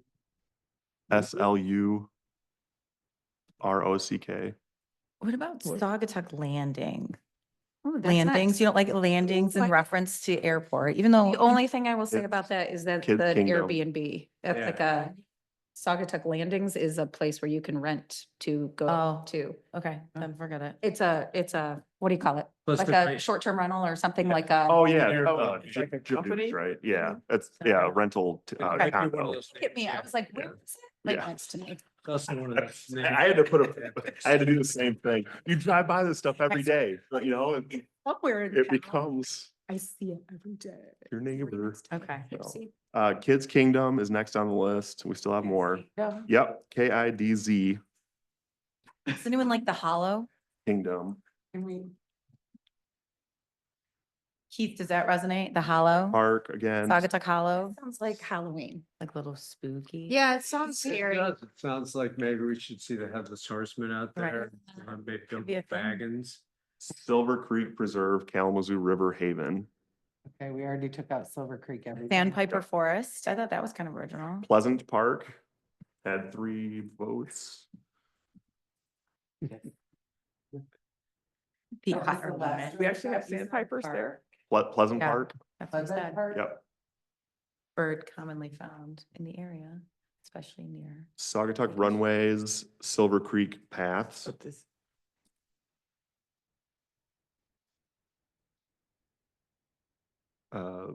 Pure Michigan Park, the Flight Path. And then we have the rest of them. You're a great typer. Thanks. Very fast. So that's the whole list. Yeah, we now publicly have okay, looked at all of them. So I guess the question is, are there any on that list of new names that we want to consider, or do we have what we need from the top candidates? I like what we have on the top, to be honest. You don't like it? I do. Oh, okay, Yeah, yeah. like that too. What about Saugatuck Whispering Woods? I do like your idea of Making putting sure Saugatuck Yeah. is in yeah, it. change. Yeah, so like Whispering it's in the Woods to search. Saugatuck. Saugatuck Whispering. Whispering Yeah, I Woods. like Saugatuck Whispering Woods. Yeah. Whispering Woods might jump out as a top, Alliteration. yeah. Hmm. And then nothing my else God. really jumps out. So Sarah, can you add Saugatuck Wilds, Trail, and what did we say? Trail and Trail and Preserve? preserve. Trail and Preserve. Trail. Trails and preserve. Did you want a separate from the Saugatuck Wilds? Or have you changed Saugatuck Like Wilds? the council to can that? play around with that, right? But Okay. Well, yeah, we. So probably Wilds, definitely need to move trail, the Direction. nature. Yeah. Trails Yeah. and Preserve. preserve. I like the word rustic because it's kind of, Yeah. I'm trying to figure out how do we work that into some of the other things. Saugatuck rustic wild. So as much as and I don't want to eliminate it, but Saugatuck Nature Preserve does sound like Saugatuck Harbor Saugatuck Natural Harbor Area. Natural Area. I don't know, maybe not. Does to me. I only It- throw it out there. it's close, but it's not. It's not. I Yeah. like Sagatuck Nature Nature Preserve. Preserve. Um, Yeah, and you don't think it sounds too much like, I think like- it should be in the top. I'm a fan of a 3-word title too. Yeah. I think it- Sagatuck Trails and Nature Preserve, I kind of dig if you add. The wilds, I'm finding it hard to put the wilds in there, Sagatuck Wilds, Trails and Preserve. Or, we thought about Saugatuck Wilds, Nature Trails and Preserve, Saugatuck Wilds. Nature Trails Preserve. and Nature How about take trails Preserve. out? Saugatuck Wilds Nature Preserve? I like that. Yeah, that sounds good. Yes, Maybe our Saugatuck Wilds, Nature Nature Preserve. Yeah. And then take the nature, this one out. Yeah. Well, I At wouldn't least- take it out Are if we you- want to give them a choice. Okay. You gotta give council a choice. Are we done with the rest at the bottom? Yes. I I don't know. let's- feel good about it. I feel good about Oh. what we've. Yes. I think from a public works perspective, just to chime in, having the name preserve in it is kind of nice because it lowers the expectation of like, this isn't maintained to a city park status. This is And it's natural nature, and a yes. preserve. So I appreciate that. But that's the intent. Right, I mean, that is the exactly. intent. All right, before I hit the delete. I'm you're good with, done I'm, with the boom, Okay. thumbs up, thumbs up. Oh, you wanted to keep all those on there? No, don't know. thumbs down, it's like glad. What we're asking. His thumbs down meant thumbs up. Yeah. Okay, we're keeping the Wilds Nature Preserve. We're keeping the nature or Saugatuck Nature. What about the Flyaway Preserve? Well, I think if we did include it, it should say Saugatuck Saugatuck, in that's front what- of it. Yeah. Good, good. I like this. I think silver lining could go. Mhm. I'm fine with That's that. fine. Yeah, Everyone I fine kind with of agree with that? that. I Okay. like it, but.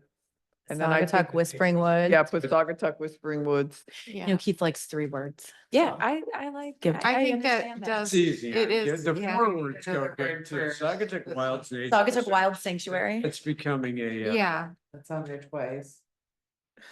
Okay, There is still part of me that wants to spell it out for people so people know that there's a trail there that they can take part in. Sagatuck Wild Trails and Nature, Sagatuck. I mean, Nature- so, okay. Sanctuary I trails. agree with Saugatuck Nature Sanctuary. Preserve Then to if me you is go good. to all of our other parks, Yeah. it doesn't say that, That's. Yeah, that's true. right? That's true. I mean, it's John William Trail. Yeah, like It's Dune State Crow's Park Nest. doesn't say, Harbor Natural Area. right. Crow's Nest like the official name? I don't know. I mean. Yeah. no, I think it's. Yeah. On the map. When you- Talmadge Yeah. Woods, Talmadge Woods, actually. So, When you do get to Sagatuck State Park, the trails are individually named there. Well, and Yeah. like River Bluffs. So like when you That's- Google the trails, it could come up Saugatuck Wilds and you'd be like, oh, that looks like a great trail. Yeah. That's what you hope, right? Trample that. Yeah. So that's basically only 5. I mean, that seems like I a don't mind reasonable. I don't I like think to that's say. good. I think less is Odd more. numbers are good. Yes. So, you wanted Great. 3 Yeah. word names. What The about, last one is not a 3-word name. yeah, that's okay. That's okay. yeah, that's okay.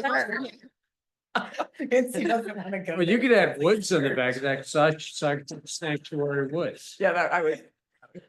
What do you think about that?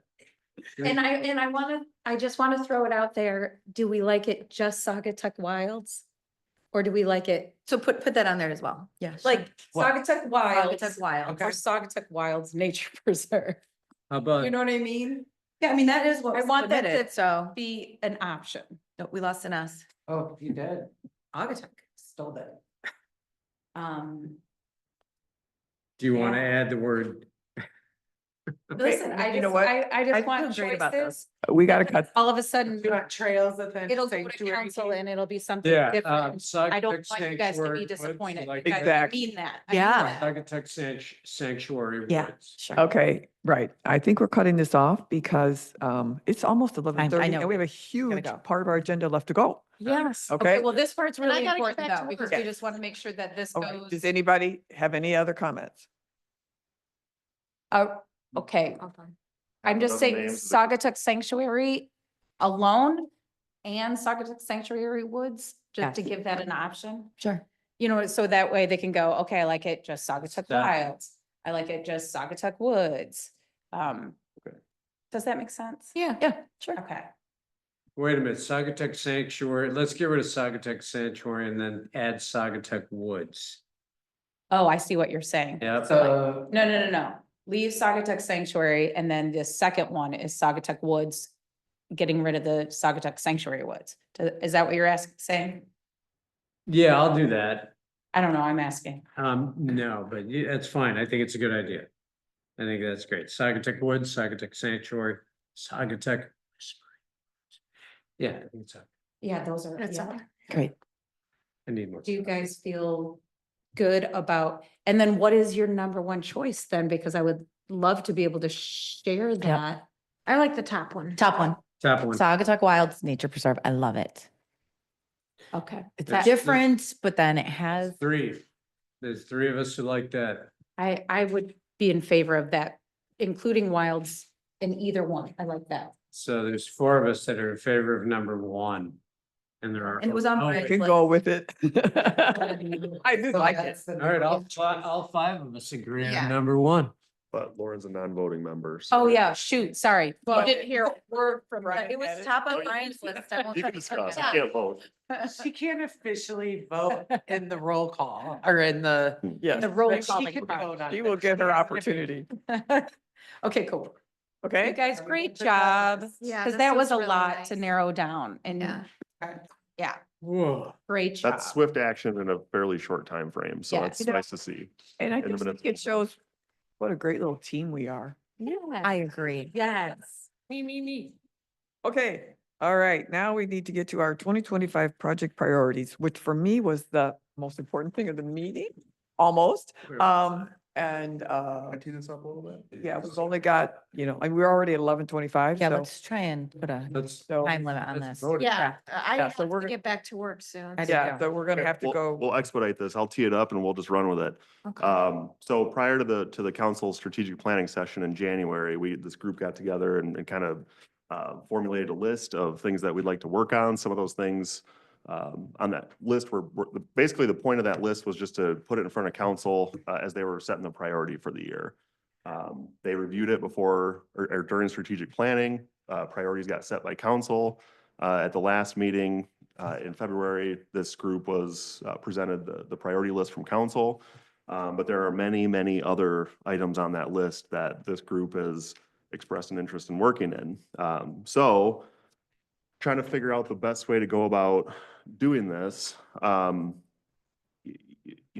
recommendation was really, let me find it really quick, sorry. My recommendation was really to, we have our core list. So our primary function, this incorporates elements that are either council priorities for the year, maybe assistance that Public Works would be interested in having assistance with, or it's part of our charter purview. So if it's not one of those three lists, then on our primary list, then we've discussed also the idea of having somewhat of a secondary list where these are items that, staff can't really necessarily spend time on or money. But it's still, maybe some lower hanging fruit that this group would like to work on, and we don't want to undermine those either. So that was part of what the ask was from the last meeting is take a look at those items and develop your own lists of what you'd like to work on for this year. What I thought might be beneficial with the secondary list is, there's one, I think Laura and I talked about this a little bit, really, this would be something that maybe it's an educational piece, that we share with the public somehow, or it's, something that Lauren can bring back to the council and say, hey, this is what we've got going on. Here's an update, or here's what we're trying to achieve. So, so those are kind of the two lists that I think that would make sense for us to formulate. We already have the council priorities. Can you just go through those? Sure. Park Street improvements. I wrote down Wait, just. all of them? Where are you? I won't go through all the council priorities, but the ones that are related in some way to Parks and Public Works, I can go through what those are. Okay. Is that what you're asking? Yeah, Isn't that in that box right there, the Parks and Recreation part, or no? You're looking, Some are, some aren't. okay, A lot of them are administrative tasks that staff will be working on. okay. So the ones that I wrote down that PPW would have some influence in some way would be, and these aren't necessarily the marching orders for we're doing this right now. But like Park Street improvements, there's a huge component to that project that's going to be some sort of non-motorized path. There could be a point where council or staff comes back to PPW and asks for some assistance, with wrangling all the ideas together for what that might look like. But Scott, what's the timeline on that? Because I mean, my understanding is with Maple Street going on, that's like Yeah. very far out. We could start. I mean, Yeah. yeah, it's something that wouldn't be crazy if we started kind of working on, but Well, really. we did. I mean, we had it for this 2 group- years as a study group. For this group to dive into it deep, what we really need is, engineering plans. Yeah. And, until we have that preliminary design, that's where staff, we kind of view it as the opportunity for a little back and forth between, the formal design from engineering and some inputs from this group. Mm-hmm. So really, there's not much at this moment for us to work on with that, so. I would agree. Same thing with Elizabeth Street. The chain ferry, there is some work being done that's planned out for that. There may be some touch points for PPW to consider for upgrading some of the landing areas for that this year. Updates to signage and wayfinding, definitely under the purview of this group. Could I just jump into, because I would think we could really jump on that one because we've got funding. If we look at the Saugatuck Harbor natural area, Yes. there's money there. And and then, of course, the airport property, I mean, Saugatuck Wilds, whatever it is. Saugatuck Wilds Nature Preserve, yeah. Yes, that, that one's like off and running. But anyway, just that we should really make that could be a current project. Yeah. And I'm just a little bit concerned about Saugatuck Harbor Natural Area because we finally got that thing to the point where the new management plan got approved and everything, but then I haven't heard anybody talk about it since. And I feel like that's our job to say, hey, let's get it done. No, it isn't lost. So a lot of that management plan revolves around, Public Works and some of the Oval Beach staff, get involved with some of that. So, I think too, there's some like invasive species treatments that are, the funding is there and there's some invasive species that we can, city staff can just basically hire a consultant and say, go treat these things. So, so even though there isn't direct involvement from the PPW committee to get involved and dive into some of the work, it's still not forgotten about and it's Right. still. I think what you're saying is you'd like it as an update, right? To find out like how that's Yeah, going along I and just how, wanna and make how sure we, it doesn't get and how left. we can Right. participate with that. As of this plan, I don't know of any action item on it, but that doesn't mean there aren't some planned, I guess, that I'm not aware of. Yeah, when there's updates available, we'll definitely bring them forward to you guys, so. Let's see, so Mount Baldhead Upper Platform, that's on the list. Mount Baldhead Vegetation Restoration, that might even be something that we could consider just doing like a group project, actually get out there, maybe, get a plan together and boots on the ground, go out and try to do something about it. It Yeah, I seems like like this is that. the type of group that is kind of roll up our sleeves and get some stuff done, so. We could pull in some other, Wasn't that a large? Yeah, we could do that. Wasn't that, handling the erosion on Baldy, a high priority for? Yep, that's why we're talking about it. Okay. Yeah, and then overall, just treating invasive species, which this group continues to work on as well. I'm gonna bring that up in a while. Village Square Courts, we're involved in that. When we get council did view some preliminary designs last night at the meeting. That was just basically to put some of the big picture items together so that we can submit this application to the DNR. When it comes to refining those details and some of the design elements of the courts and whatnot, this group will be involved in that. So, and we'll probably be asked to make some recommendation on what some of those details might look like. Just so I don't forget to ask you, did you receive the letter of support? I have 2 letters of support. Did you so get the far. one from, okay, Yes, thank good. you. I'm just want to Yeah. make sure you got it. You mean as far as the grant? Yes. I have 3 coming, but I Great. actually sent one Yeah. to you, so Great. you have 2 more. Yay, the more the merrier. That's great. Good. And we gotta understand too, there may be an argument that like Village Square Courts, for example, like that, why didn't PPW lead the charge on that? Well, really, like I said, to submit that application to the grant, some of the items on that grant application, once we submit that, like We can't change it. we're not changing it. And so that's where we really kind of ask council to set the large scale parameters for that. That was in no way, to, sidestep any of the process here, but, there's always, with projects, especially of that magnitude, there's going to just naturally be kind of a back and forth between, council, design, PPW input, design, PPW input again, there's going to be some kind of back and forth on some of this stuff. So, Yeah. just understand that. Yeah, it did surprise me, I guess, that there would be renderings for a dog park in there, and then, that hadn't even been floated. It You was know. just because our engineers said, hey, like, here are 3 different options.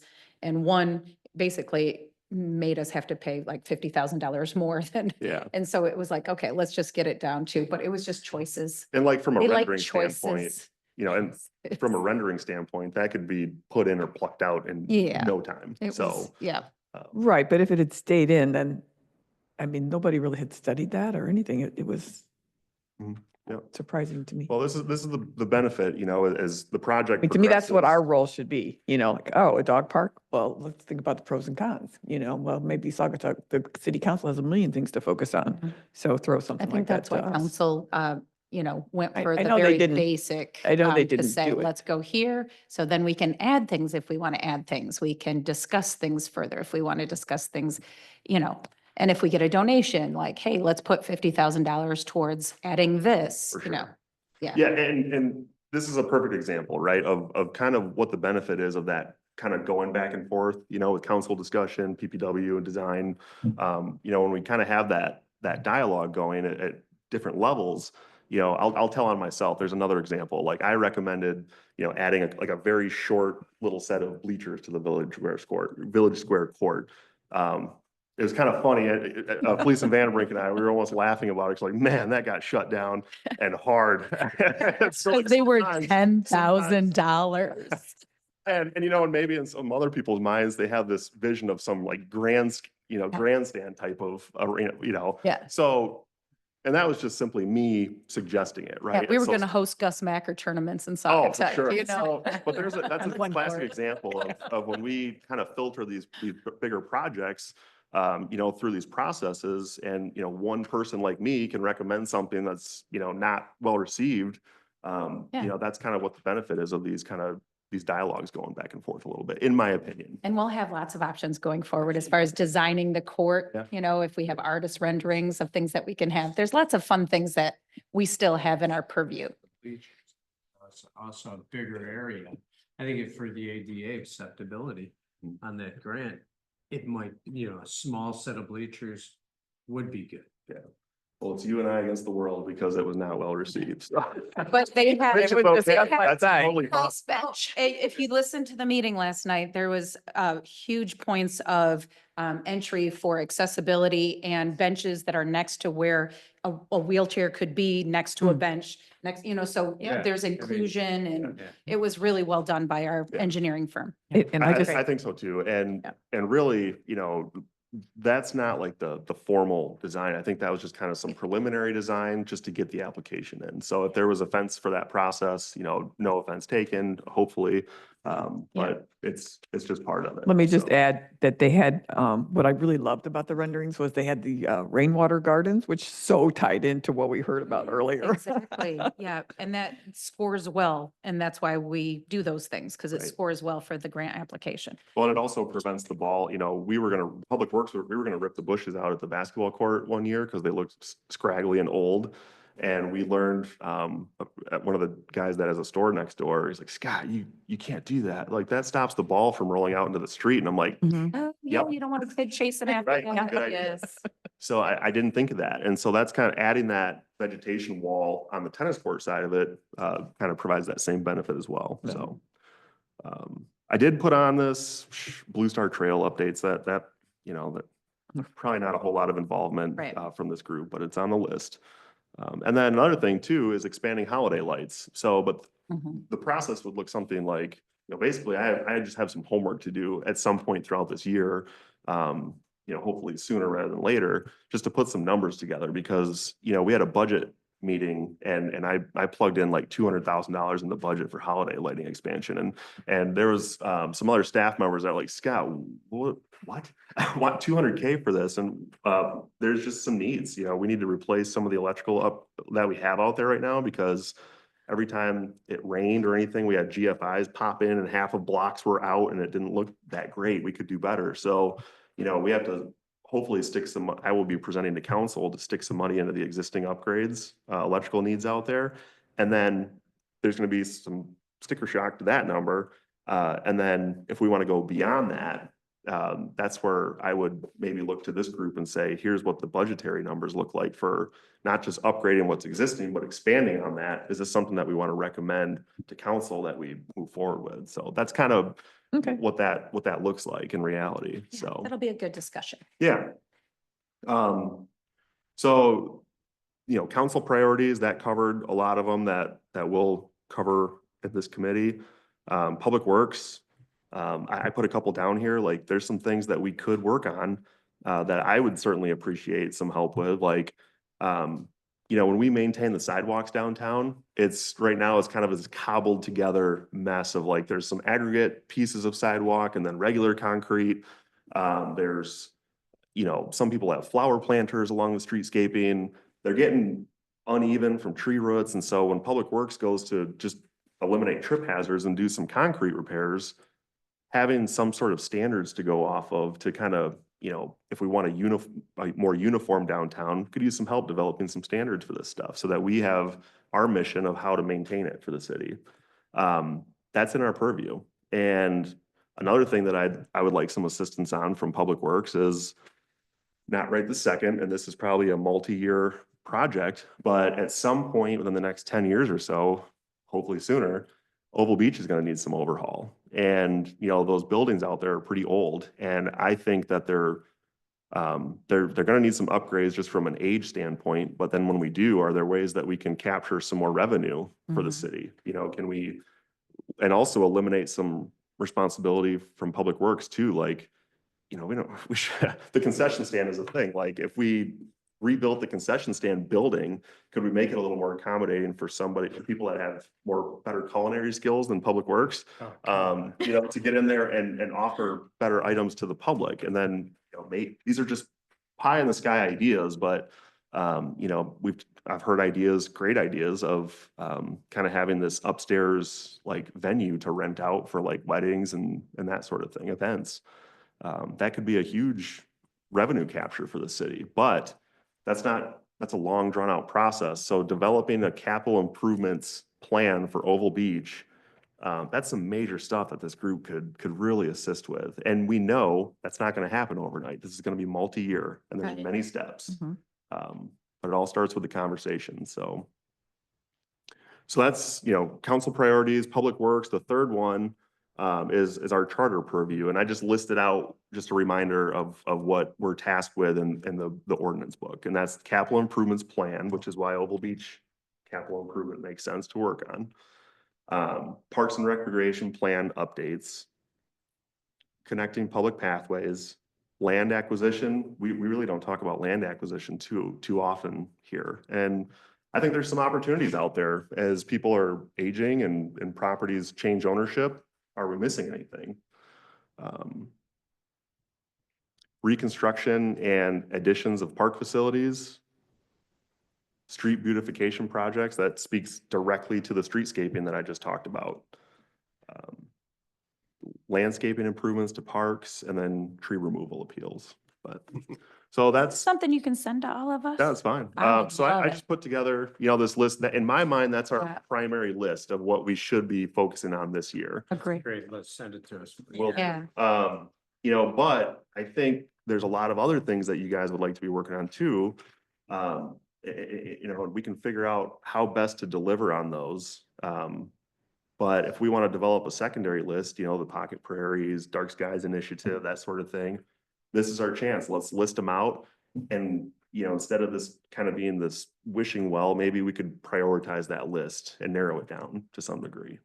Right, but I also am mindful of time here, so Yeah. can we keep going? I am gonna have to leave soon. I'm gonna have to jump. I've Can add got a this to the new next meeting. meeting. Let's plan to do that. I mean, you're gonna leave How now. about Yeah. we add the secondary list as a topic of discussion Something to to the present next to one? dark Because then skies. that could be where we can I mean, I prioritize don't our think we're secondary gonna get list. to it And then today. once No, we never get a hold of mentioned your that. Did you list, send it to everyone? at least we just have a better idea. Right. And keep in mind too, like, this isn't me telling this group how we should do it, this is just my recommendation. So if there's no offense taken whatsoever if people want to, do this a little bit differently or something. It's just, to me, this is a good way to capture what our core responsibilities are. Council understands Yeah. that, all of council, And you're our director, so like, we need to take, Liaison, I like to Yeah. think of him as the liaison. well, he's the director of Parks and Public Works, so. all right, well, Right. that's fair. If we want to do a secondary list and kind of have that teed up for the next meeting, that's fine. That'd be great. Yeah, and the things that I had just identified from looking at everything and not to talk about them was the Pocket Prairies, the playground spinner placement, Oh, yeah, we need to get to that. the All Dark right. Sky, Peterson Preserve infrastructure, and also, I threw on here Cook Park review, as in, it's great what's gonna happen with the art, installation. But with the willow tree gone, it's kind of like, what is the purpose of that park? I always did kind of wonder, and so do we really just want to Reflecting. put in another tree, but there's no place to sit? The only tables that are there are for the yacht club users Public Works brings picnic tables down there this, We need over the bleachers. summer. that we can use. I mean, Anyway, so, I'm sorry, I just want to make sure I've got it all. Can you read your list off? to me? okay, I said Pocket Prairies, Playground Spinner, Yeah. Dark Sky Research, Peterson Preserve Infrastructure, and invasives. I mean, but that kind of goes with invasives Okay. in general. And then I said Cook Park Review, just to sort of take a step back with the willow tree gone. Yeah. We've got this, I think this is great, the art thing is going in. It seems like to me, that's why I was asking, is this a pilot? So we can think, well, that's the place where we're gonna put in, to Judy's idea of, rotating art.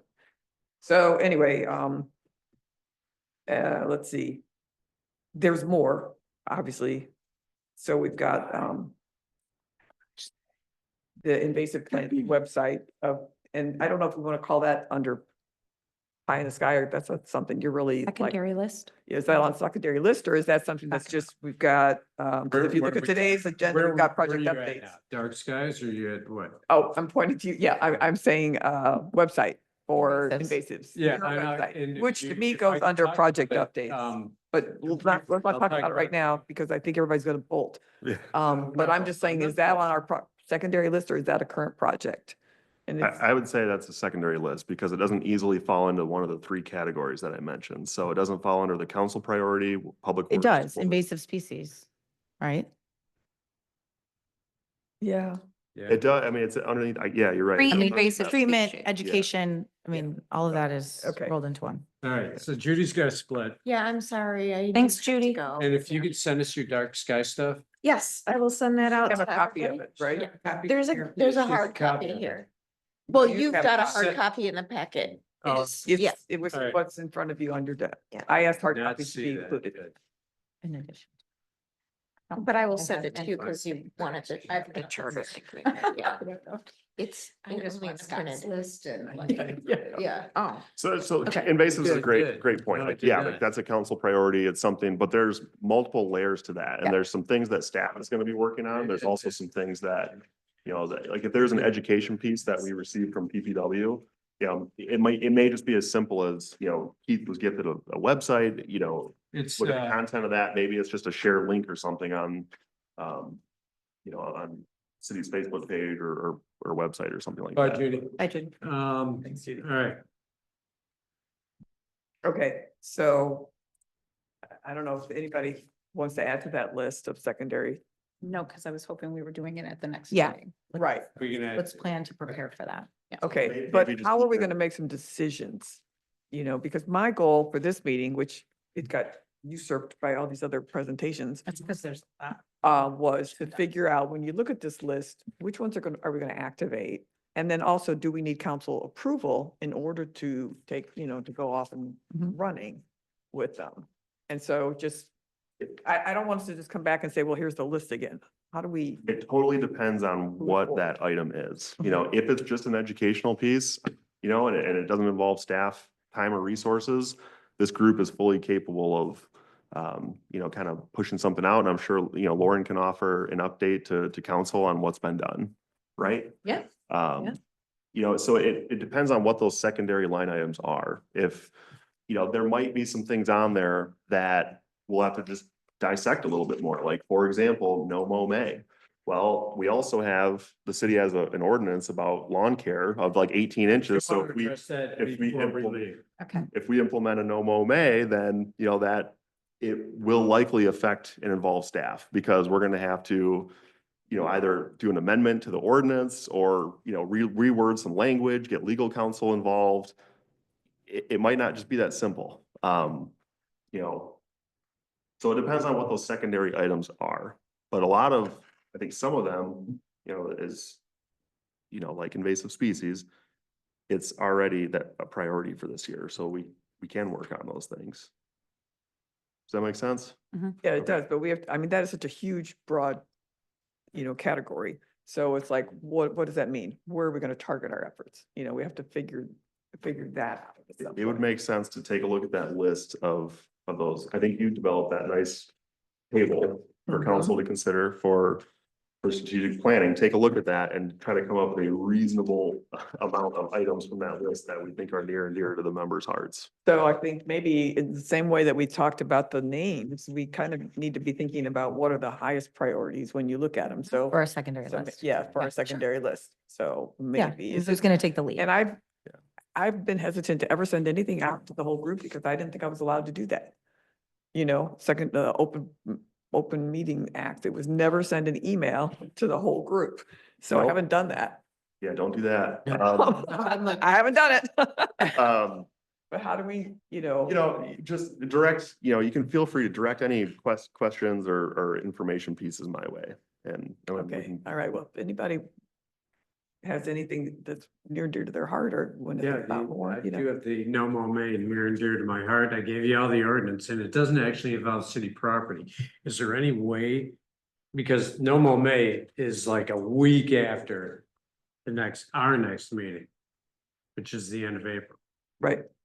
Is there any way we can suspend an ordinance without legal counsel for a month? Have to ask our legal. Or are you gonna ask? I'd have to Ryan? ask, yeah. And it would just be a simple thing because it's, you all have a copy of it and I printed out the ordinance for you. We could No, just, that's Yeah, the that's- law of our city, and to change the law of our city that quickly is not. You can't suspend an ordinance, you Don't know. can't. I don't know, I would have to get legal's So opinion I'll- on that one. So we're going into the next year then. I'm because I- like, literally, we could just ask them. No, all right, a that's, question. Yep. Yeah, I understand. But you have a copy of the ordinance, you can grab that. I have another copy too. And I have an explanation in there on no mow May and what the importance thing is. And my thing is, we live in a heavy duty second home community. And you would not believe the fertilizer, they've already started leaf blowing, they've already started putting pesticides or herbicides on the lawns already. Little white dots are everywhere with the fertilizer. And the landscape services are gearing up to start mowing every week for the next 4 months. And that goes into the watershed, hence the invasive species, which is at the top of the list. So this is actually could be relates to as that. part of the top of the list. So if you want to bring that to council, next meeting, say, hey, can we do this or can we not enforce it? And then I'll promote it. Yeah. I can promote it on social media if it's not enforced. Yeah, it's just about not wanting to get a ticket, right? Right. If, It's a like, $500 it would be fine. really great if there was like a sign, that you could put in your yard. I've seen there are. signs, yeah. It would be nice if that is an easy thing to do, but we will find out So from the other thing, legal and I about that. in relation to invasive species, I cannot seem to be able to grab the website that was created by the Hmm. high school staff. Oh, we can't? It was bought out, Weebly was bought out Hmm, by Square. And for some reason, I I got you. can't morph to grab it. So in order to create a website, or it costs money. Mhm. I don't know if the city council, in order to create this website with a link, it's gonna cost money to maintain, and I think it's a couple $100 a year, but it's still money that the city has to spend in order to create this website for the citizens of Sagatuck and even the landscaping services to get an idea of what and with the stormwater presentation of what is going into the system that's causing invasive species to grow in the water system and also what we got in our backyards. In the meantime, I sent you some of the Ottawa County Conservation links. Mhm. I mean, all of that would apply. So we could just create a landing page or a doc for that and then Thought about lead that. people to that. I thought Or about those that, things but could be don't- pushed out through social And it's like 5 or a newsletter. clicks later. And if we ever own, it's a 3 or 4, 2 or 3, 4 clicks. Yeah. That's all. So Lauren, if you want to bring that up, the creation of a Weebly link. Okay. Or there's a Wix link too, to create a website. And Because we don't have the one that we were hoping to have. I Yeah. can't get it right now. Yeah. I probably will be able to get it, but it costs money. The chemistry professor at the high school's been paying for it out of his own pocket. Mm.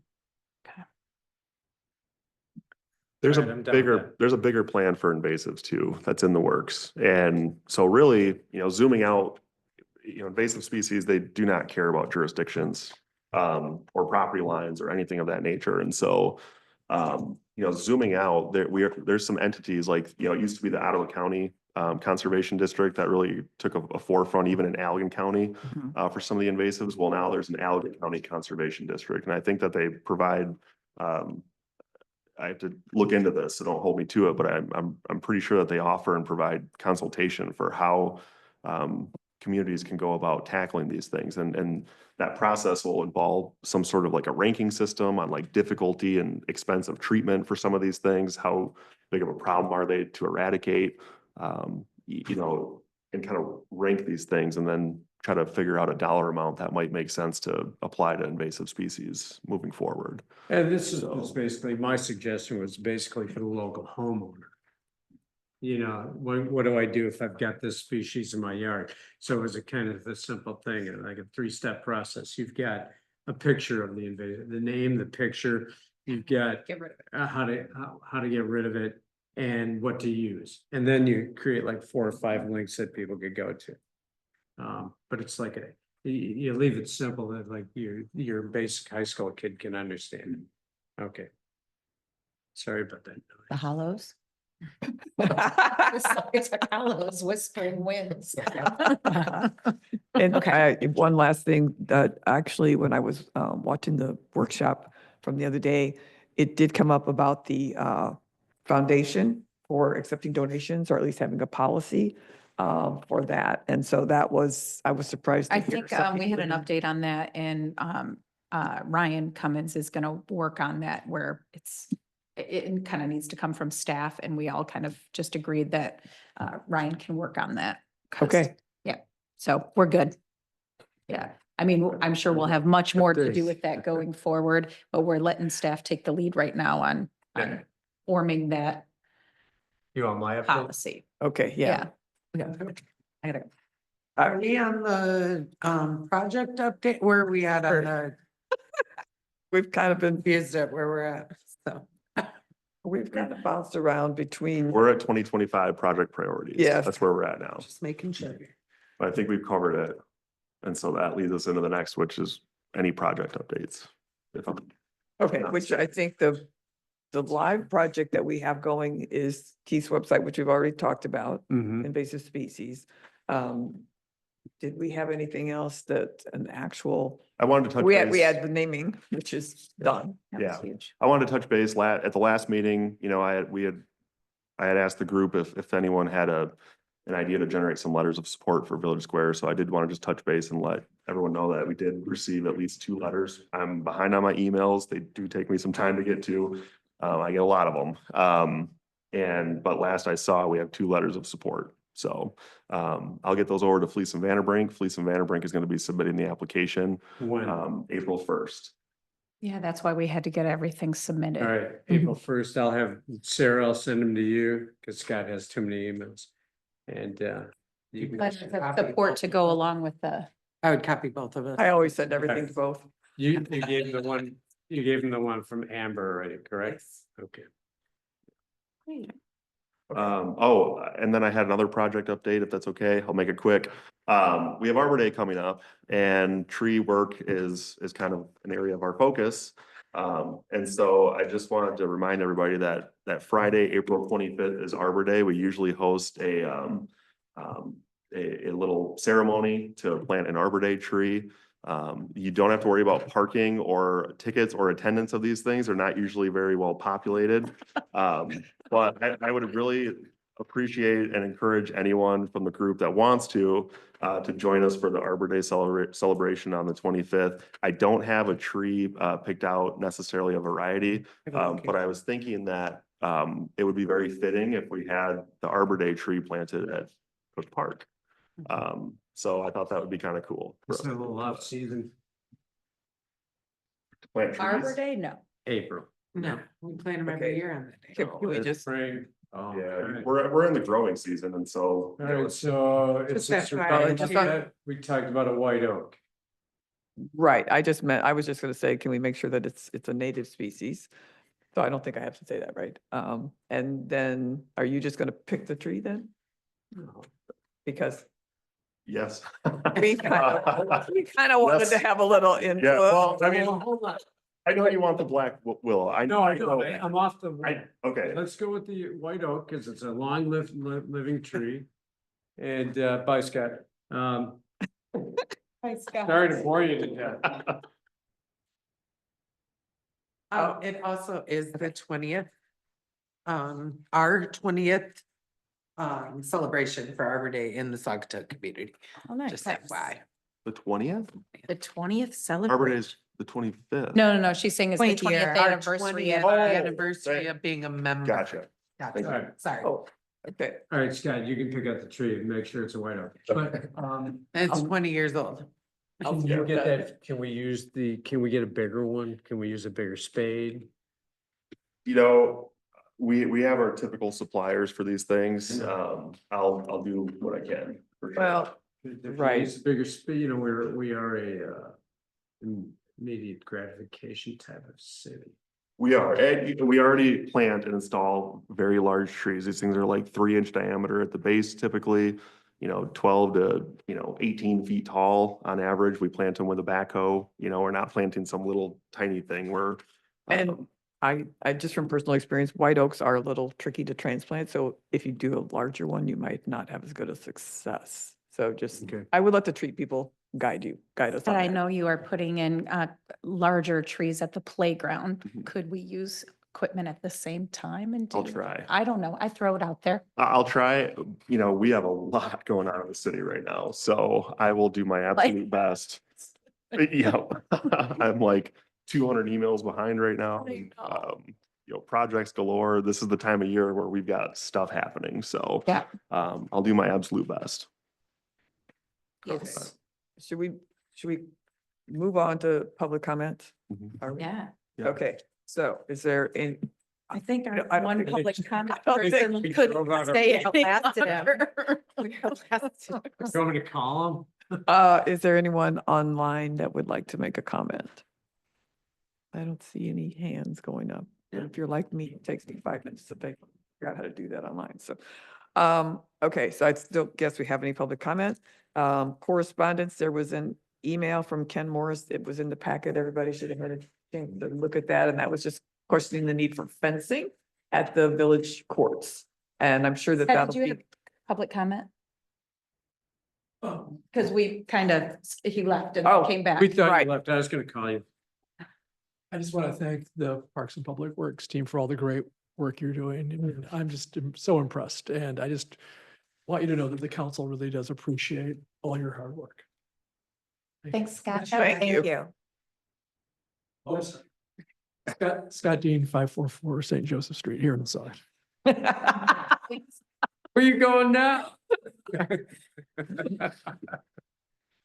Okay, so the correspondence was in there from Ken Morris about the fencing and just that, he just gave us his thoughts on that. And I You know, that think makes that so much sense because that's exactly what I do when I walk down that path.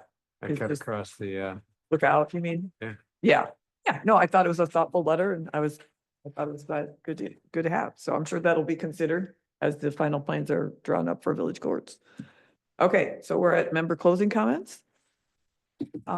Keith, you want to jump in? tired from all the talking I already did. I think we covered a lot of ground today. Absolutely. And we're gonna cover a lot more ground. I think we made some headway with Scott. You told us exactly where where you guys are at the DPW and what's going on, and you're about to enter another busy season. Did you ever put that oh, that's a question I can ask you later. But yes, I believe with Scott Dean, we're doing a great job. That's about it. Oh, okay. Kelly. Thank you, everyone. Yeah, That's all I have to Yeah, say. thank you. I have nothing else. I just was going to comment that I noticed at the meeting, the council meeting last night, there was a reference made to kind of interfacing with our tri-community, what's the word I'm looking for, Master Plan, well, just, whoever your corresponding group would be. So, the Planning Commission. well, like the planning commission, and then it was kind of suggested that, maybe other groups should do that too. So interfacing with like Saugatuck Township Parks Commission and I don't know if Douglas even has a parks. They do not. group. They have an ad hoc, but it is not active. Yeah. So anyway, just something for us to think about. I thought as well as that, we want to try to maybe meet with them quarterly or semi-annually or something like great that. idea. Just to touch base would be something to do. Otherwise, we have plenty of things on our plate. I am excited to get the list finally activated. We will do that at the next meeting. Did you plant your willow? I motion to adjourn. Second. All in favor? Yes. Yes. Okay. I'm sorry. Opposed? No one? Oh, my God. But they're not. I'm gonna give Scott